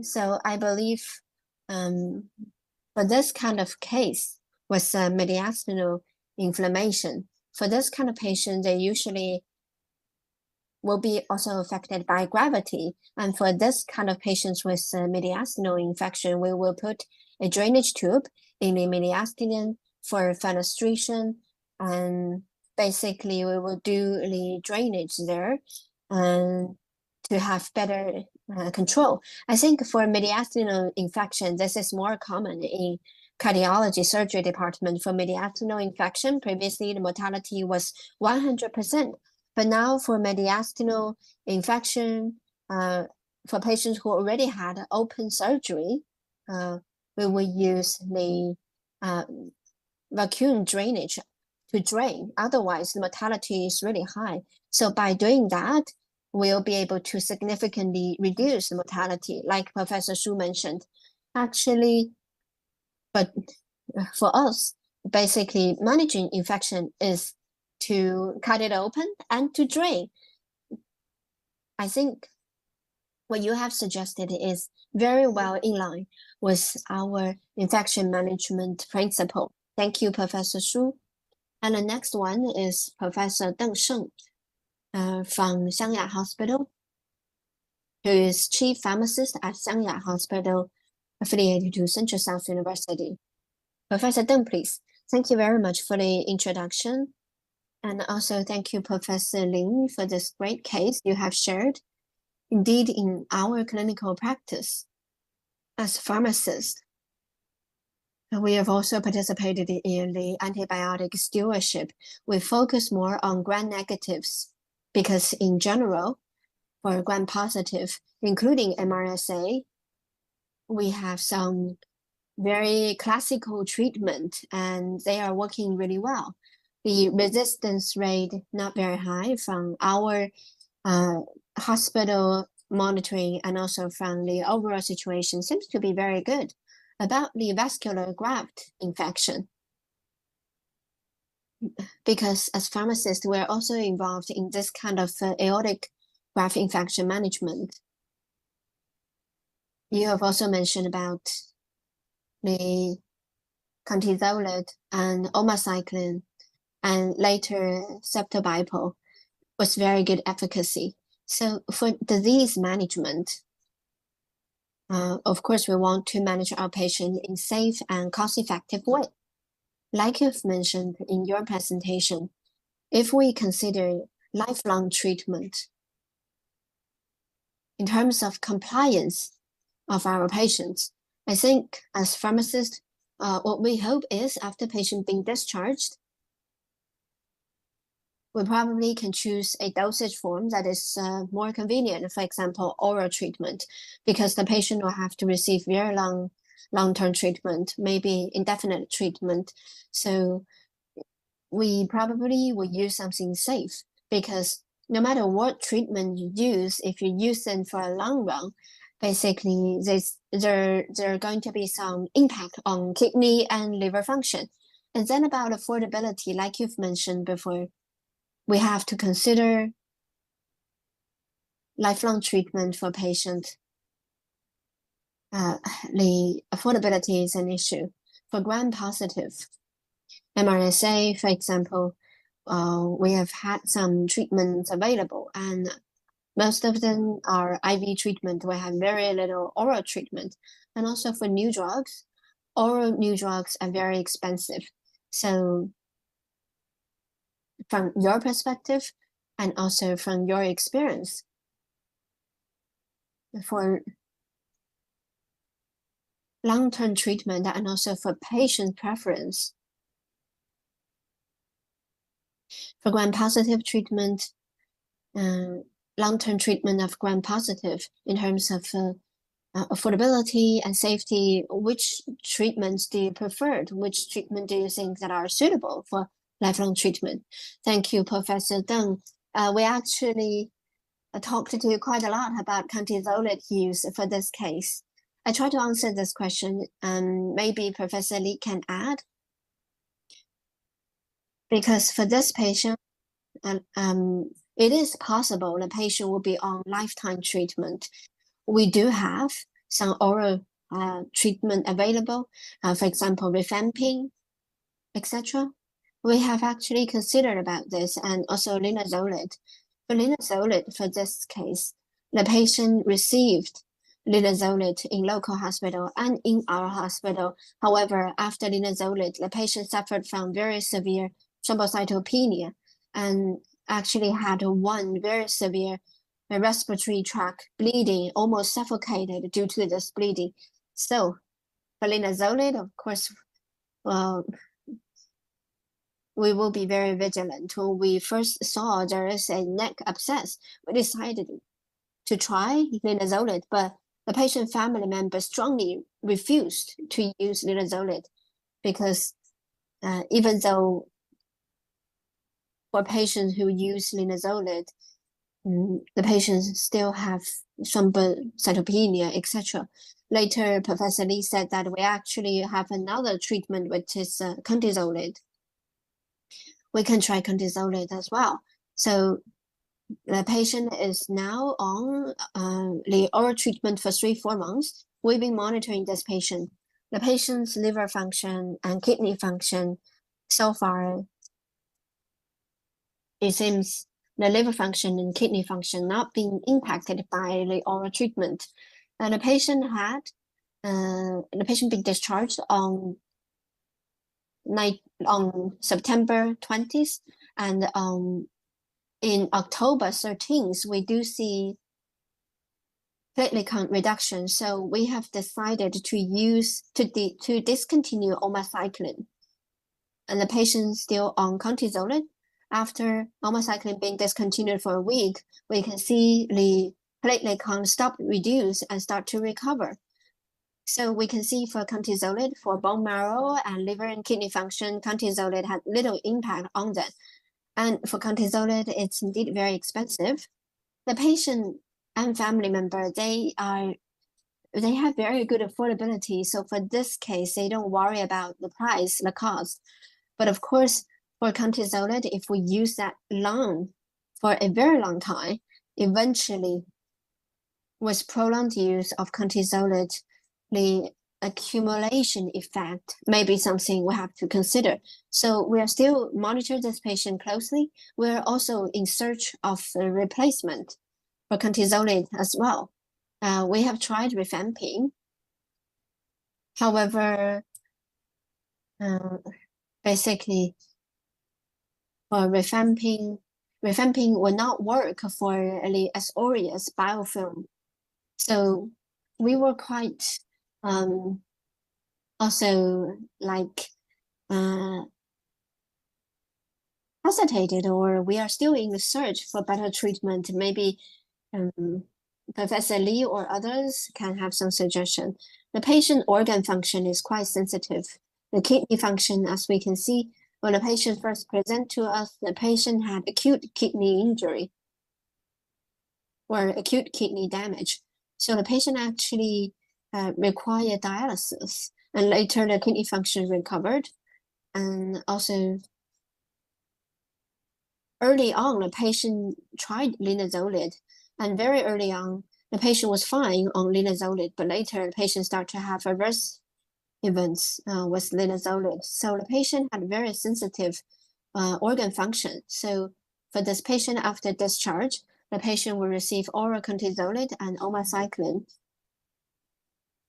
So for this case, we also need to consider whether the patient can use omacycline and cortisone for the long run. We still have to closely monitor this patient and see how the patient is doing. But so far, the patient is doing well. Thank you. Thank you, Professor Lee. I have something to talk about for this case. Please go ahead, Professor Wang.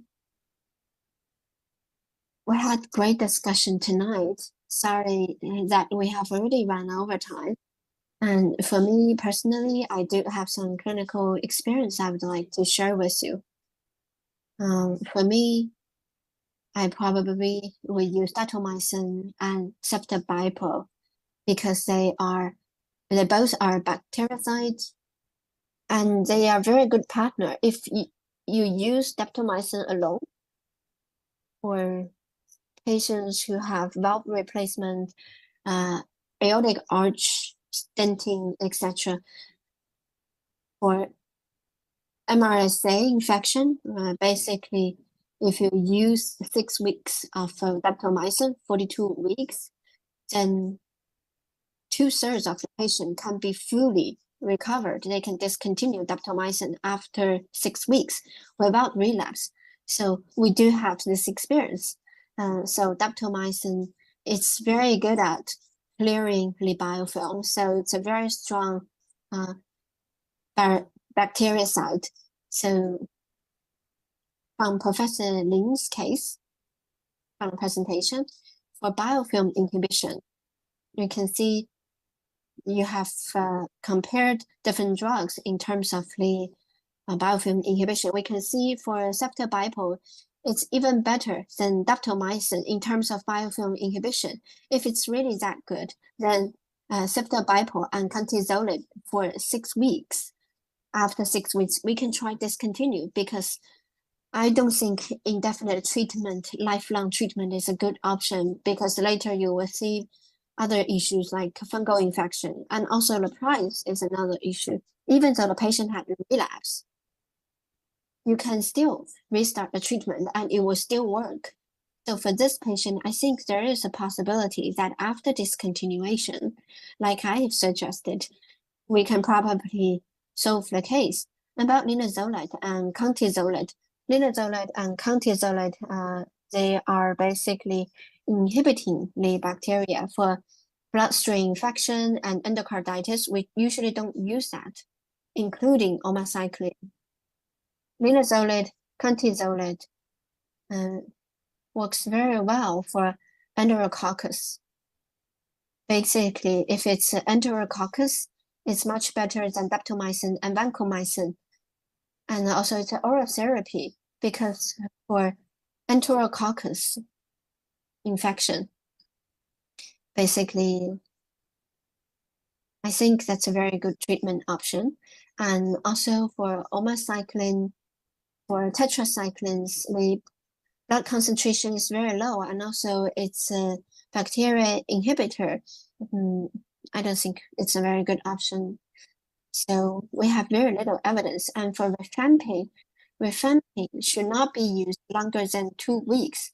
If it's more than 2 weeks, you will have 100% of resistance.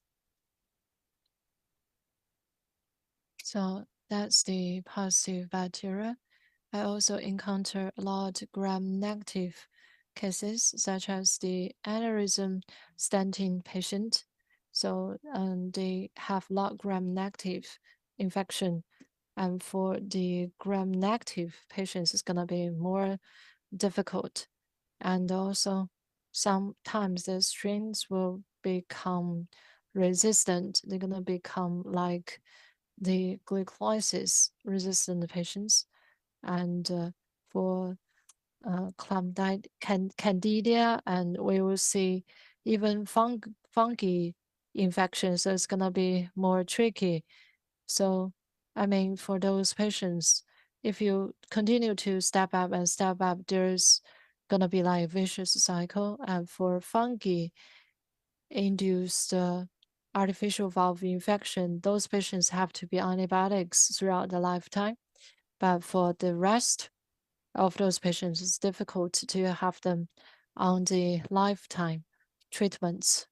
And except for the side effects, we're gonna see the infection of other bacteria.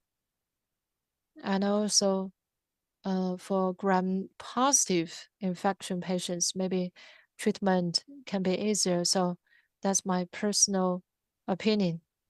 Thank you, Professor Wang, for your kind experience sharing, because currently speaking, the treatment is very successful for this patient. And for the follow-up treatment, we can also follow the guidance from Professor Wang.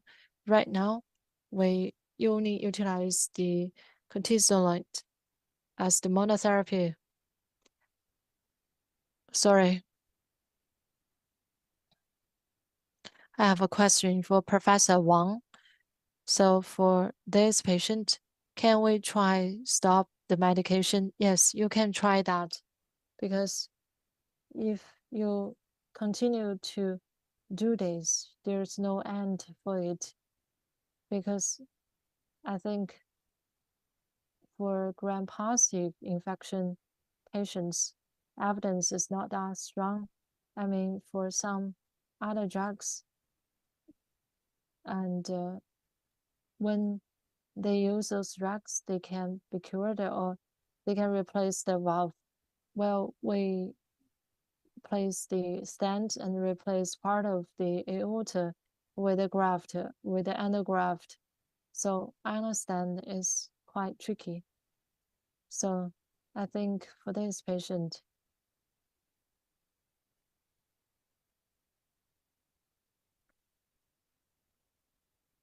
I think we lost Professor Li. So in general,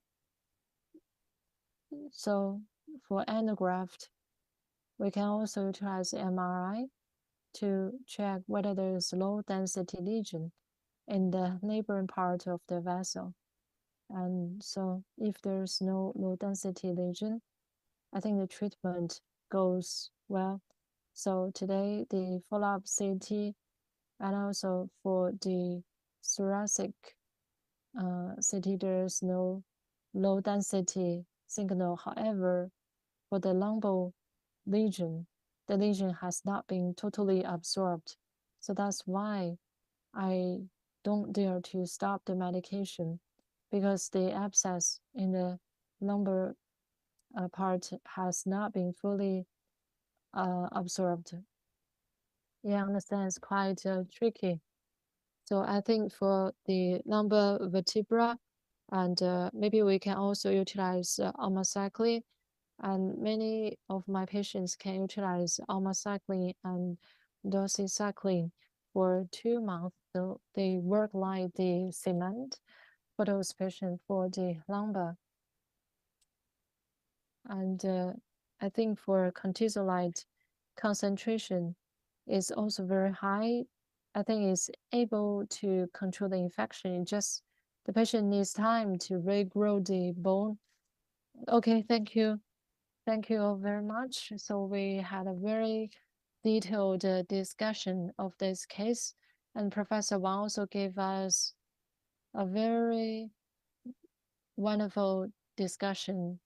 And so I understand we're way behind the schedule, but we still have another case.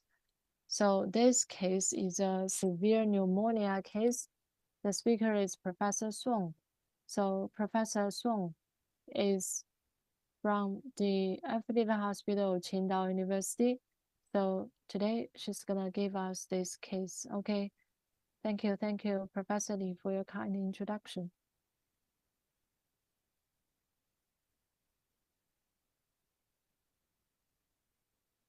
Can you see my slides?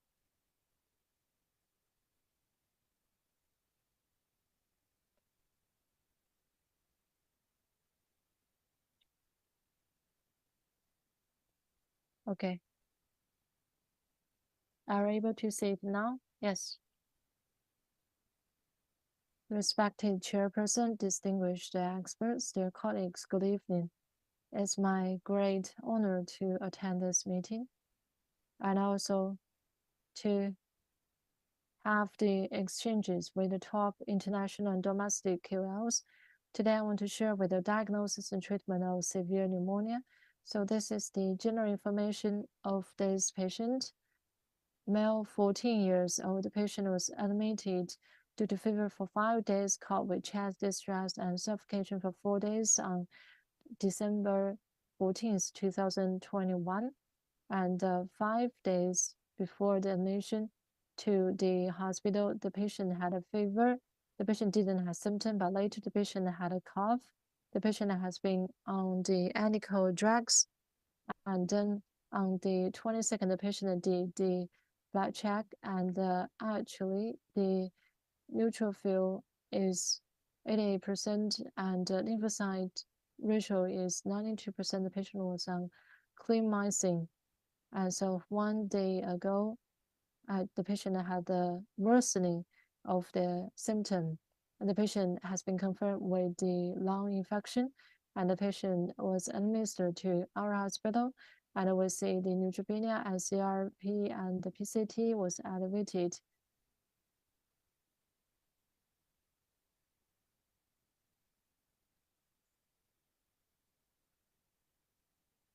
We're not able to see your slides. Sorry about that.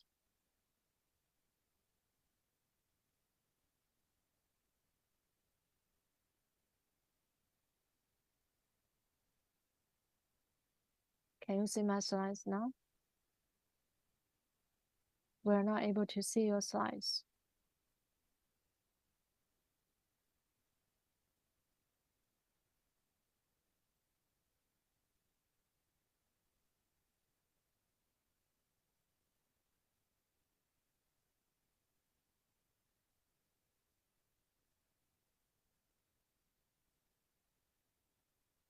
We're able to see it.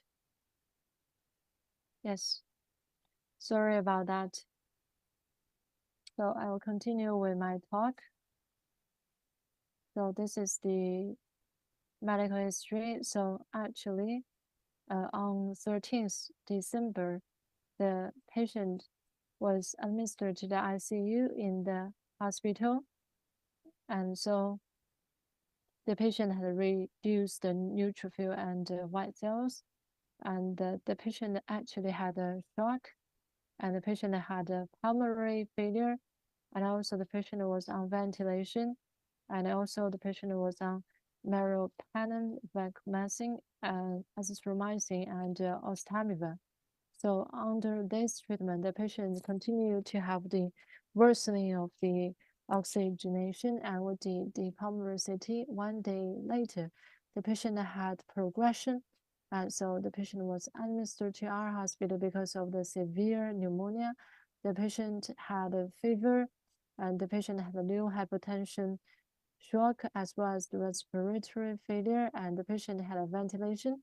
And under trachea intubation, the patient had coarse breath sounds in bilateral wet rounds was also heard in bilateral. For auxiliary examinations, according to blood gas analysis, pH 7.29, and according to blood routine, with the reduction of the WBC, the platelet, the hemoglobin, and CRP, PCT were elevated, and also blood coagulation routine indicated the PT elevation of PT-ABTT and fiber and cardiac enzyme was also elevated, and the patient had the NKI, and also the patient had the hypoalbuminuria, and the patient had the mycoplasma IgM, and the sputum cultivation also indicate gram negative infection. According to the ECG, we can see the bradycardia. And so the patient received the pulmonary CT indicating multiple patches.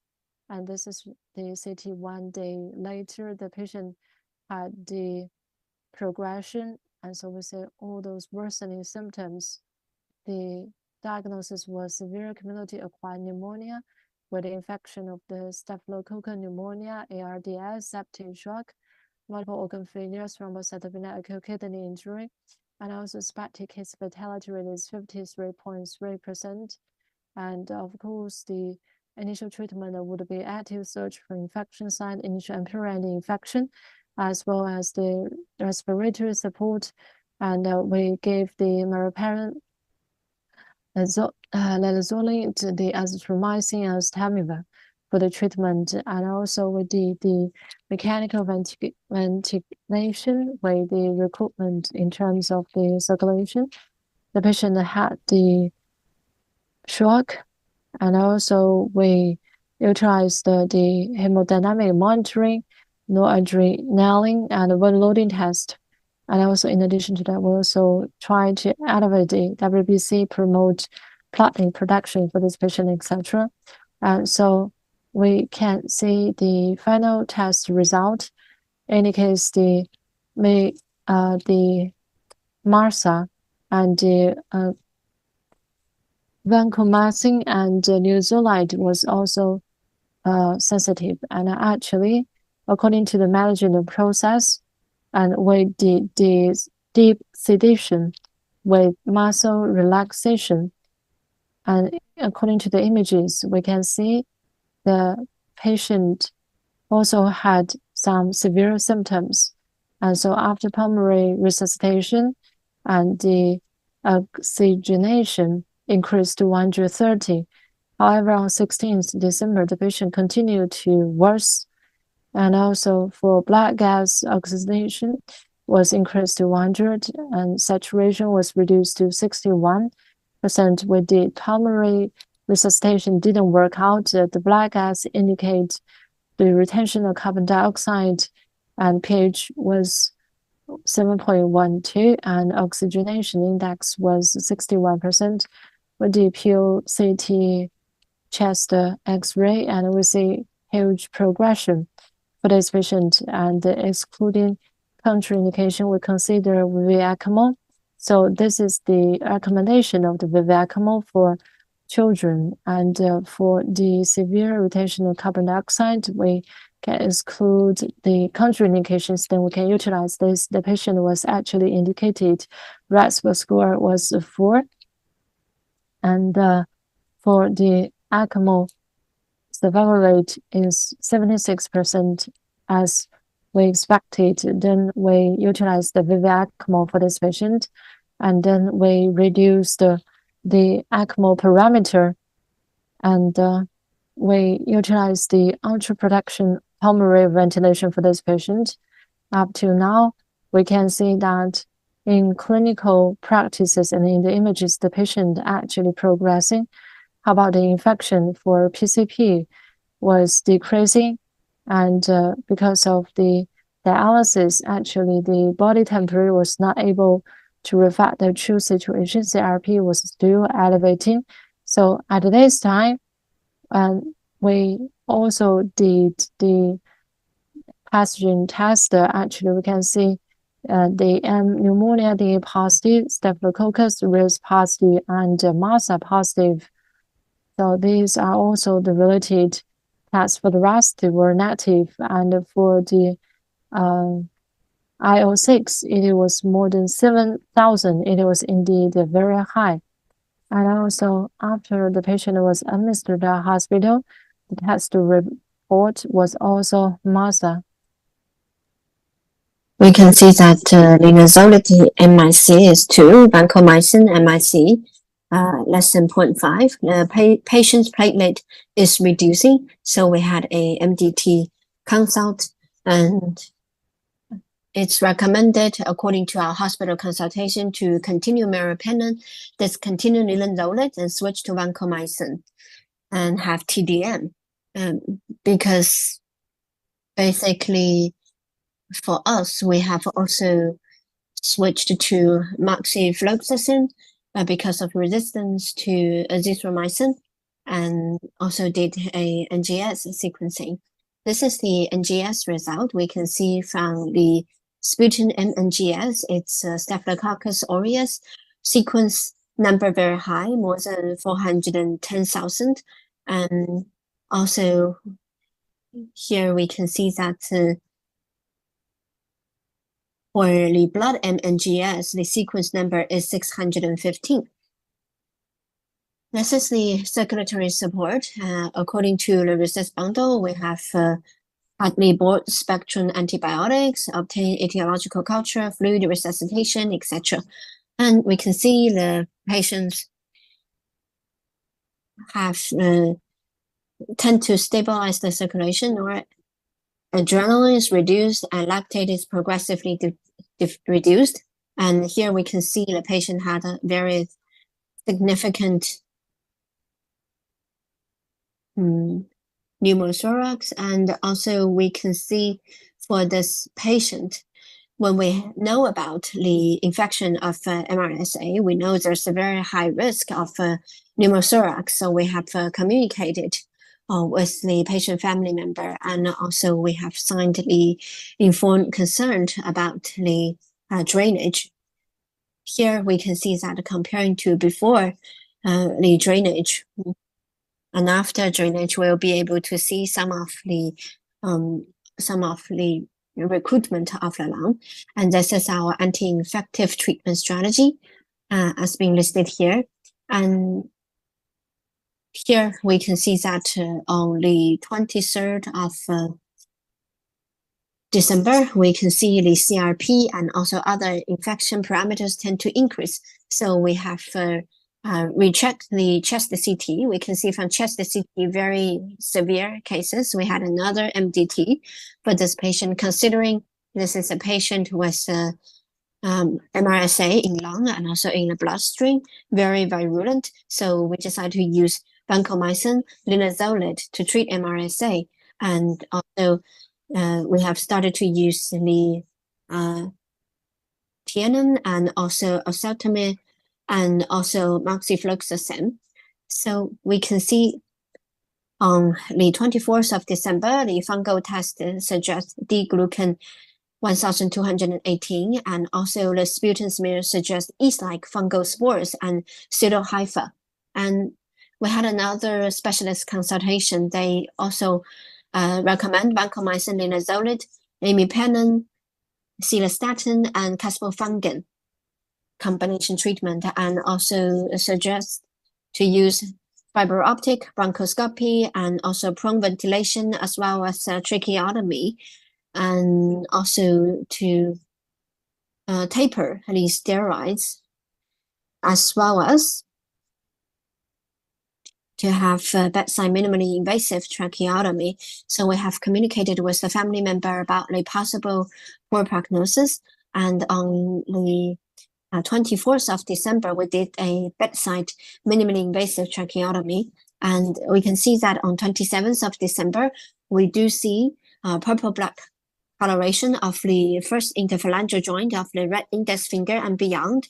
And considering the patient had MRSA, bacteremia, and we decided for this patient we should use ultrasound to check the heart. And since we only perform the bedside ultrasound, we cannot completely rule out the possibility of infectious endocarditis. And the MNGS suggests the MRSA sequence still very high.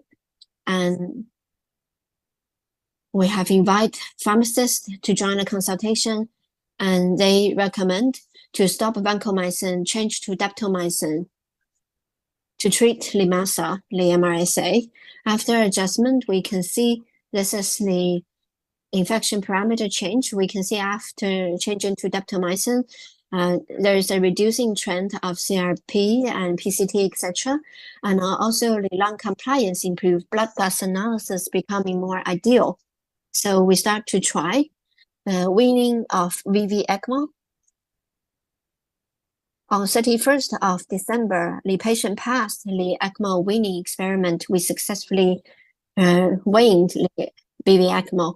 This is the first CT after weaning of the ECMO. We can see comparing to before, there are some improvements, still some pneumothorax, and also some of the effusion, pleural effusion, and if effusion culture is negative. And here we can see basically we do have a like a cavity or a hole quite close to the pleural. So the patient still have some risk of pneumothorax.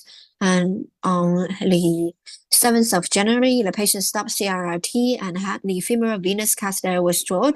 And on 9th of January, the patient is on daptomycin, linezolid, and piperacillin, tazobactam, and remove the chest drainage tube on 11th of January. And also the patient had sealing of gas cutting canal on 10th of February and replacement of the metal sleeves on the 6th of February. About anticoagulation management, we have also done some evaluation and adjusted the anticoagulation target. We've monitored the thrombosis, bleeding, and hemolysis.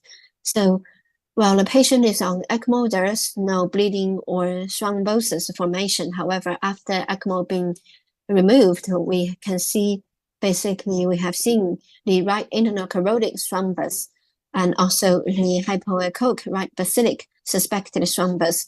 So the patient actually had the blood sputum, so we have intermittently withhold the anticoagulation. The patient had MRSA, bacteremia, so we decided to choose the conservative anticoagulation treatment and monitor the thrombosis. And we can see during monitoring, the thrombosis all disappeared. This is actually one of the reasons why the patient been hospitalized for a very long time. About sedation and analgesia, the patient is on ECMO, etc. So for this patient, sedative and analgesia are very important. We start with deep sedation, analgesia, muscle relaxation, slowly progress to shallow sedation and awake. So the patient is only 14 years old. So the delirium is very important. We need to prevent delirium. So we use the radio tape recorder, letter, photo, and other means to accompany the patient and also encourage the patients to boost the confidence. We also try to make sure we have circadian rhythm being maintained and also use some of the drugs to improve sleep structure. Here we can see the chest CT show improvement. About outcome, this is a 14-year-old boy from despair to hope. The patient has recovered and been discharged. So this is a CA MASA case. So I would like to share about HA MASA being first identified back in 1970s, and it spread between personnel in contact with healthcare facilities. CA MASA being first discovered in 1990s, and CDC United States reported that CA MASA resulted in 4 mortality death in a short time, and that's the first time we identified the CA MASA. So basically, we can see that MASA strains isolated from patients in outpatient clinic or within 48 hours of administration. This is a criteria. And CA MASA, HA MASA are different according to the characteristics of them. We can differentiate them. For CA MASA, these are patients who are students, athletes, military personnel, prisoners, and also are more likely to have skin, soft tissue, and infection manifest as a cellulitis, etc. However, for HA MASA, usually elderly, debilitated, chronically ill, or chronically ill patients. And for CA MASA, most of them carrying PVL gene. And also the FCC MAC type 4 and type 5. SCC MAC type 4 and type 4, and they're mostly susceptible to non-beta-lactams. And for HA MASA, we can see the SCC MAC is type 1, 2, and 3. And also for drug sensitivity, for HA MASA, usually there's multi-drug resistance. So this is data collected by Chinese scholar from 2015 to 2017. It collected a lot of MRSA cases or SOVS cases. We can see CA MASA infection rate is 24%, and also a very popular strain is also listed here, and also for PBL, as well as the different enzyme, etc., like alpha hemolysin, beta hemolysin, etc. These are the virulence factor. And here we can see there's 2 subunits that compose the PBL virulence factor, and eventually resulting in the killing effect. So the patient, upon first onset, they will have the WBC reduction. I have seen in literature, the degree of WBC reduction is reversibly correlated to the mortality risk. And this is a report from Science. We can see PBL is a cause of necrotizing pneumonia, and also it's a global regulator to regulate the expression of other viral factors. Not all CA MASA contain PBL gene. This is actually a epidemiological meta-analysis in China. We can see that among CA MASA patients, the PBL carrier rate is 42.1%. This is another study about the prognosis of CA MASA. Here we can see the median days of survival is 10 days, and the mortality rate is very high. So a very heavy disease burden. And here we are looking at the treatment. We have vancomycin, linezolid, and for vancomycin, we need to monitor the kidney function and plasma concentration to adjust the dose. Target concentration is 15 to 20, and linezolid has a very high concentration in lung. And also here we can see it has bone marrow suppression effect. That's a side effect of linezolid, and it might result in thrombocytopenia and also increased lactic acid level. Daptomycin is a bactericide, and it will form an iron tunnel, and also have depolarization of cell membrane, have very rapid killing effect of bacteria. So here we don't have evidence to prove the synergistic effect. And for ticacycline and also for the ceftaroline, they are time dependent and need to adjust the dose. And also the longer the bacteremia lasts, basically the mortality risk will increase. And for the bloodstream infection management, here in this literature, there is a recommendation for lung origin bloodstream infection. It's recommended to use linezolid or ceftaroline. And for the soft tissue and skin sores, it's recommended to use vancomycin and daptomycin. For combination, we can use daptomycin with the 5th generation of fifth generation of the spirulina, basically ceftaroline, etc. And also about the monitoring of bacteremia, here we can see we've also had the recommendation for persistent MRSA bacteremia. If it's more than 72 hours, it's recommended to use daptomycin and ceftaroline or daptomycin and linezolid combination in vitro, and also in case report, we can see that the combination of both do show synergistic effect. So here you can see these are the 3 case reports. And also for the mouse pneumonia with the bacteremia patients, we can also combine vancomycin with the linezolid. And also we do have those suggestions. We also see Chinese reports. And so with the two combination, they are able to inhibit Staphylococcus aureus biofilm. And also we see foreign reports saying that for the combination of the two, they don't have synergistic nor antagonist mechanism. So I think this is indeed a very valuable opportunity. I also have a question for combination of the vancomycin with linezolid. What about your view on this combination? So from this case, I also have many important takeaways. Say MRSA has high virulence and with very quick progression, and also they sometimes will have severe pneumonia. And for Vivicamo, we can replace the lung and also to win time to save the severe pneumonia with adequate infection, and adequate drainage is very important. And also we need to have the MDT. This is also critical for the patients. Okay, that's all from me. Thank you very much. Thank you, Professor Song, for your wonderful sharing. So this is a community acquired high virulent MRSA pneumonia.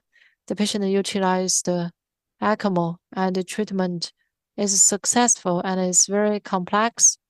And we also have some panelists. I also want to give the floor to Professor Carlo and Professor Simon. Any comments?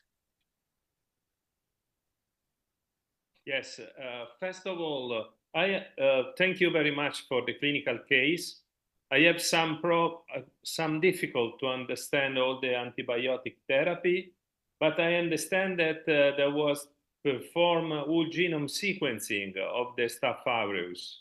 So are you able to demonstrate CCMEC cassette 4 and Phantom Valentine gene in whole genome sequencing? Thank you very much.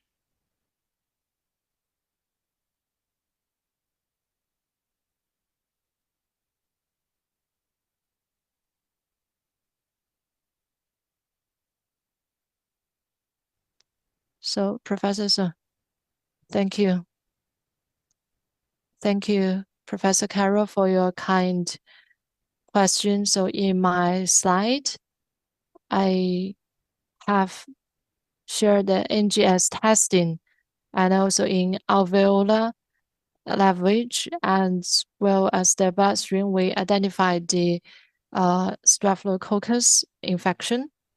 So we did NGS testing.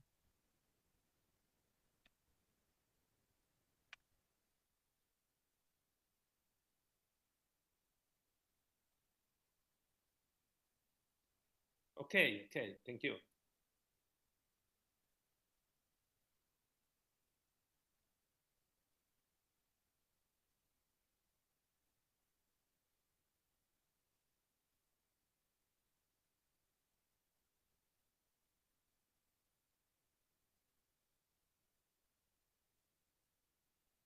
So, Professor Lin. Can you hear me? Sorry. Thank you very much for your presentation. I would like to ask you if you think that linezolid, because of his activity against protein synthesis, could be used as a backbone in the therapy of Staphylococcus aureus producing penton-valentine leukocidin infection, because linezolid is able to reduce the expression of PVL. So what is your opinion about this?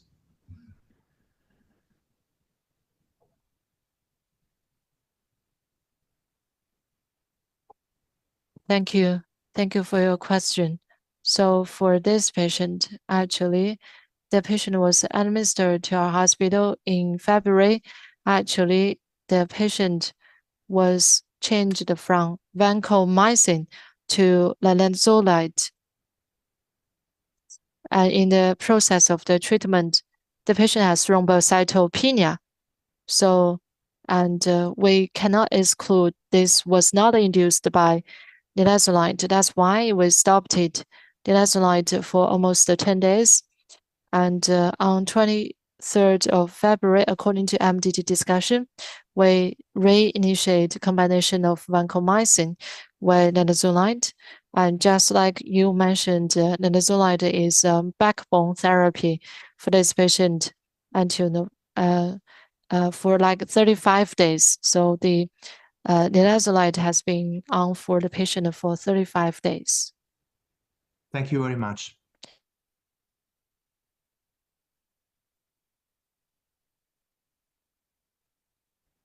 Professor Lin, are you online? Okay. Thank you. Thank you very much for sharing this wonderful case with me. So I'm not an expert of the infection. So in your presentation, I noticed that in VV ECMO, the patient had a pneumothorax and the patient had positive pressure ventilation.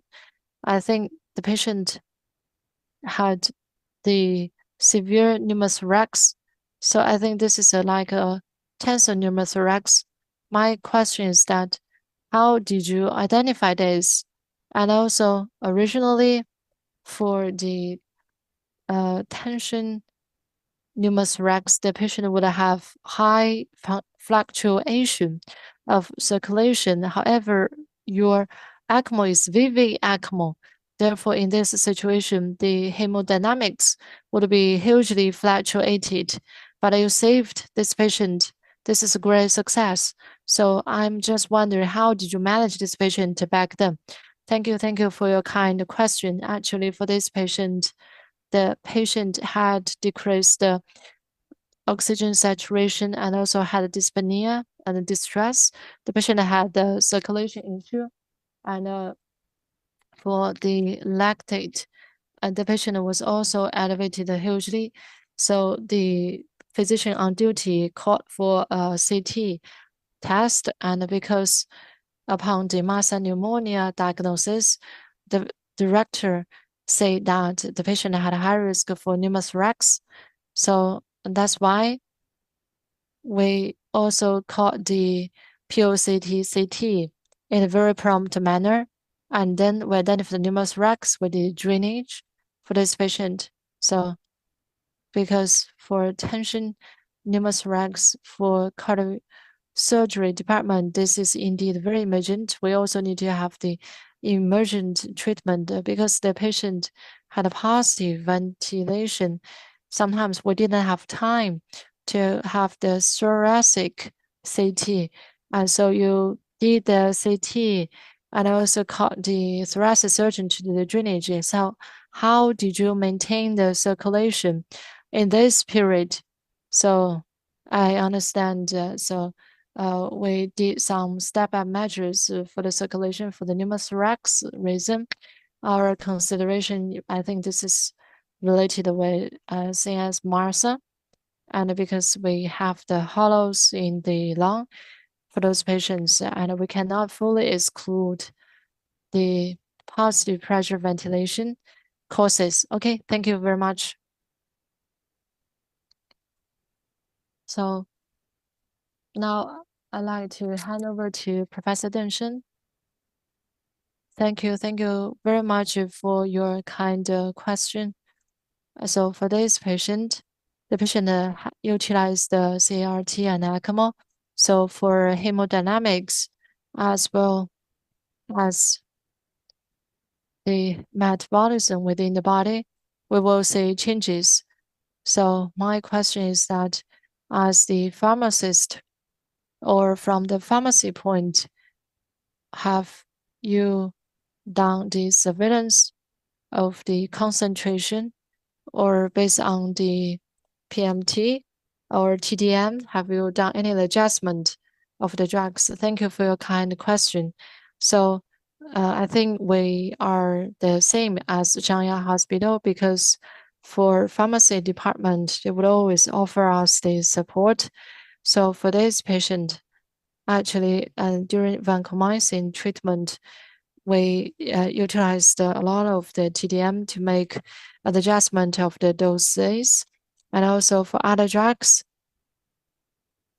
and also under the support and the guidance of the pharmacy experts, we also made some adjustments. Okay, thank you, Professor Deng. Okay, I want to thank the former panelists for the kind comments. So I think Professor Song also mentioned that way the combination of vancomycin and the naloxone. And so in reality for this patient, because for Staphylococcus aureus has high virulence, and also the patient has PVL,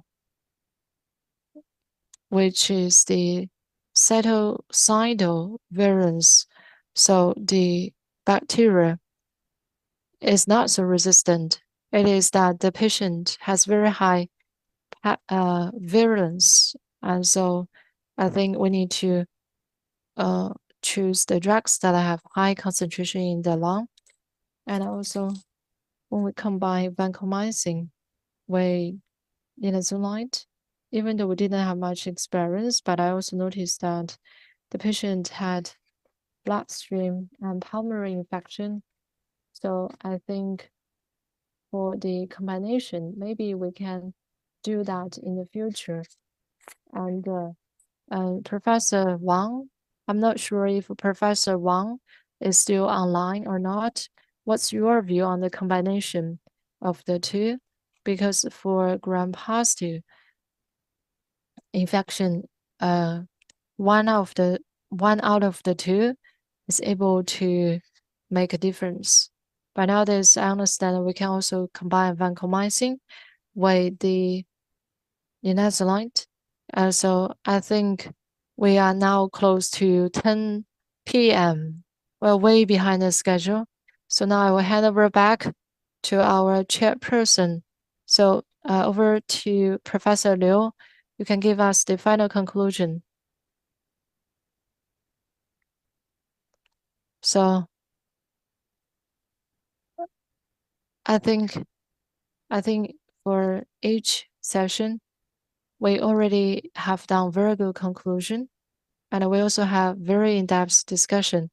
For the interest of the time, I will not give any conclusion remarks because I think for today's discussion, it is very helpful. We find it very helpful to learn from each other, because for antibiotics case sharing, the discussion is always going to be very insightful. I'm looking forward to having more discussions with all of you in the future. I want to thank all the distinguished experts for your kind participation. I also want to thank the organizer and sponsor of this event. So Professor Xin, over to you. I don't have the final remarks. I can only share with you my personal feeling. I do have a lot of takeaways. So we had a lot of discussion about the streptococcus, and in the past we focused a lot on the gram-negative infection, and the first case is the SSTI patients, but sometimes it's also very difficult to do the treatment with the drainage as well as the improvement of circulation is very important. Second case is the graft infection as well as the skin infection. And also if we change the graft, the risk is also high. It's also difficult to do the drainage. Therefore, anti-infection and the biofilm is something that we need to deal with. So the treatment is also very success for the AIDS patient. We also have a lot of takeaways, and also we had a lot of takeaways, and Professor Wang also gave us very good insights. And also for the cortisolide as well as the ceftobiprole, we don't have much experience in China, and actually for the treatment duration, and we also have a lot of suggestions. So I think these are all valuable information. And the last case is community-acquired MRSA. Comparing to hospital-acquired MRSA, it's more difficult to manage because it's usually more virulent.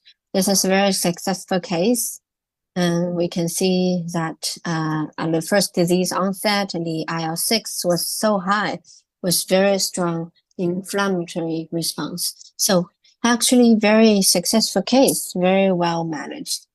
So there's also proposed a question about combination daptomycin or linezolid or vancomycin and combined with linezolid. So for this kind of difficult to treat MRSA infection, strongly virulent, especially if it's community acquired MRSA, if we are going to have combination, should we use vancomycin combined with linezolid or daptomycin combined with linezolid? So the patient had lung and also bloodstream infection. So do you recommend combination? Professor Wang? For the last case had lung infection, right? It's lung and BSI, bloodstream infection. So generally speaking, daptomycin has a problem with lung or endocarditis and also bloodstream infection. Daptomycin is the best. However, for lung, that's not the case. Linezolid, it has some problem with BSI, but works very well in lung. So for HAP, massa HAP, linezolid is better than vancomycin. So I think there are, for both drugs, they have some disadvantage. Of course, maybe we can start with the vancomycin and later add something. That can be a good option. So about combination of these treatment, we actually are not using combination a lot, only in very special cases. So vancomycin and also some of the, for example, fosfomycin combination, that can be a good option. For endocarditis in the short term, maybe we can use rifampin. Oral treatment for the short term, that can also be possible. For me, I think maybe vancomycin and also fosfomycin But for the 3 drugs that we talked about before, they are all very expensive, so we need to consider affordability. Thank you, Professor Wang, for the answer. I think we can also try or explore more in the future. Finally, I'd like to invite Professor Wang to summarize. I think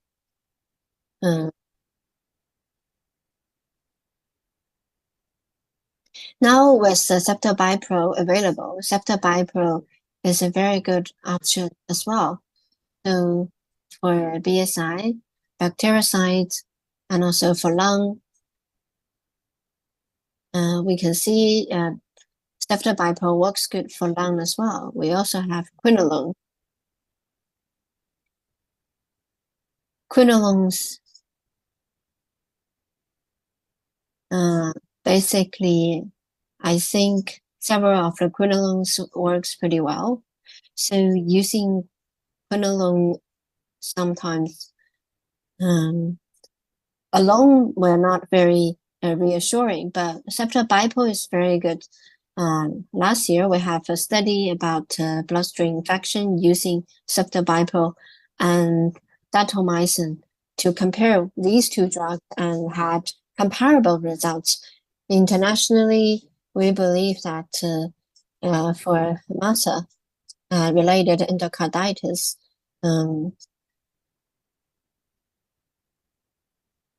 if Septobipro is comparable to datomycin, then it's a very reliable treatment option. For the previous case, it's actually related to the vascular graft. The reason why I said that we can try to discontinue is because for BSI, the 2 drugs are comparable. I'm not going to further summarize. Well, Huarun CR Sanjo approached me, and in our annual meeting, we have a US expert did some lecture, and then we decided to have an international symposium. We don't have any experience before. I think it's actually better than expected. We had several cases, great cases, and also all the participants. Indeed, you have had great contribution, and also for the simultaneous interpretation it also helps as well. And I would like to especially thank our 2 Italian experts, great expertise and also great English actually. I believe it's because of our jointed efforts so that we can be successful, even though we had like an hour delay. But I think we are basically find it all very fruitful. So maybe we can just conclude today's meeting, right? Yes, let's conclude today's meeting. Thank you and goodbye. Thank you very much and goodbye. Looking forward to future opportunity to further communicate and exchange. Bye-bye. Bye-bye, everybody. Bye-bye. Thank you so Bye-bye. much. Thank you. Very good meeting. Bye-bye.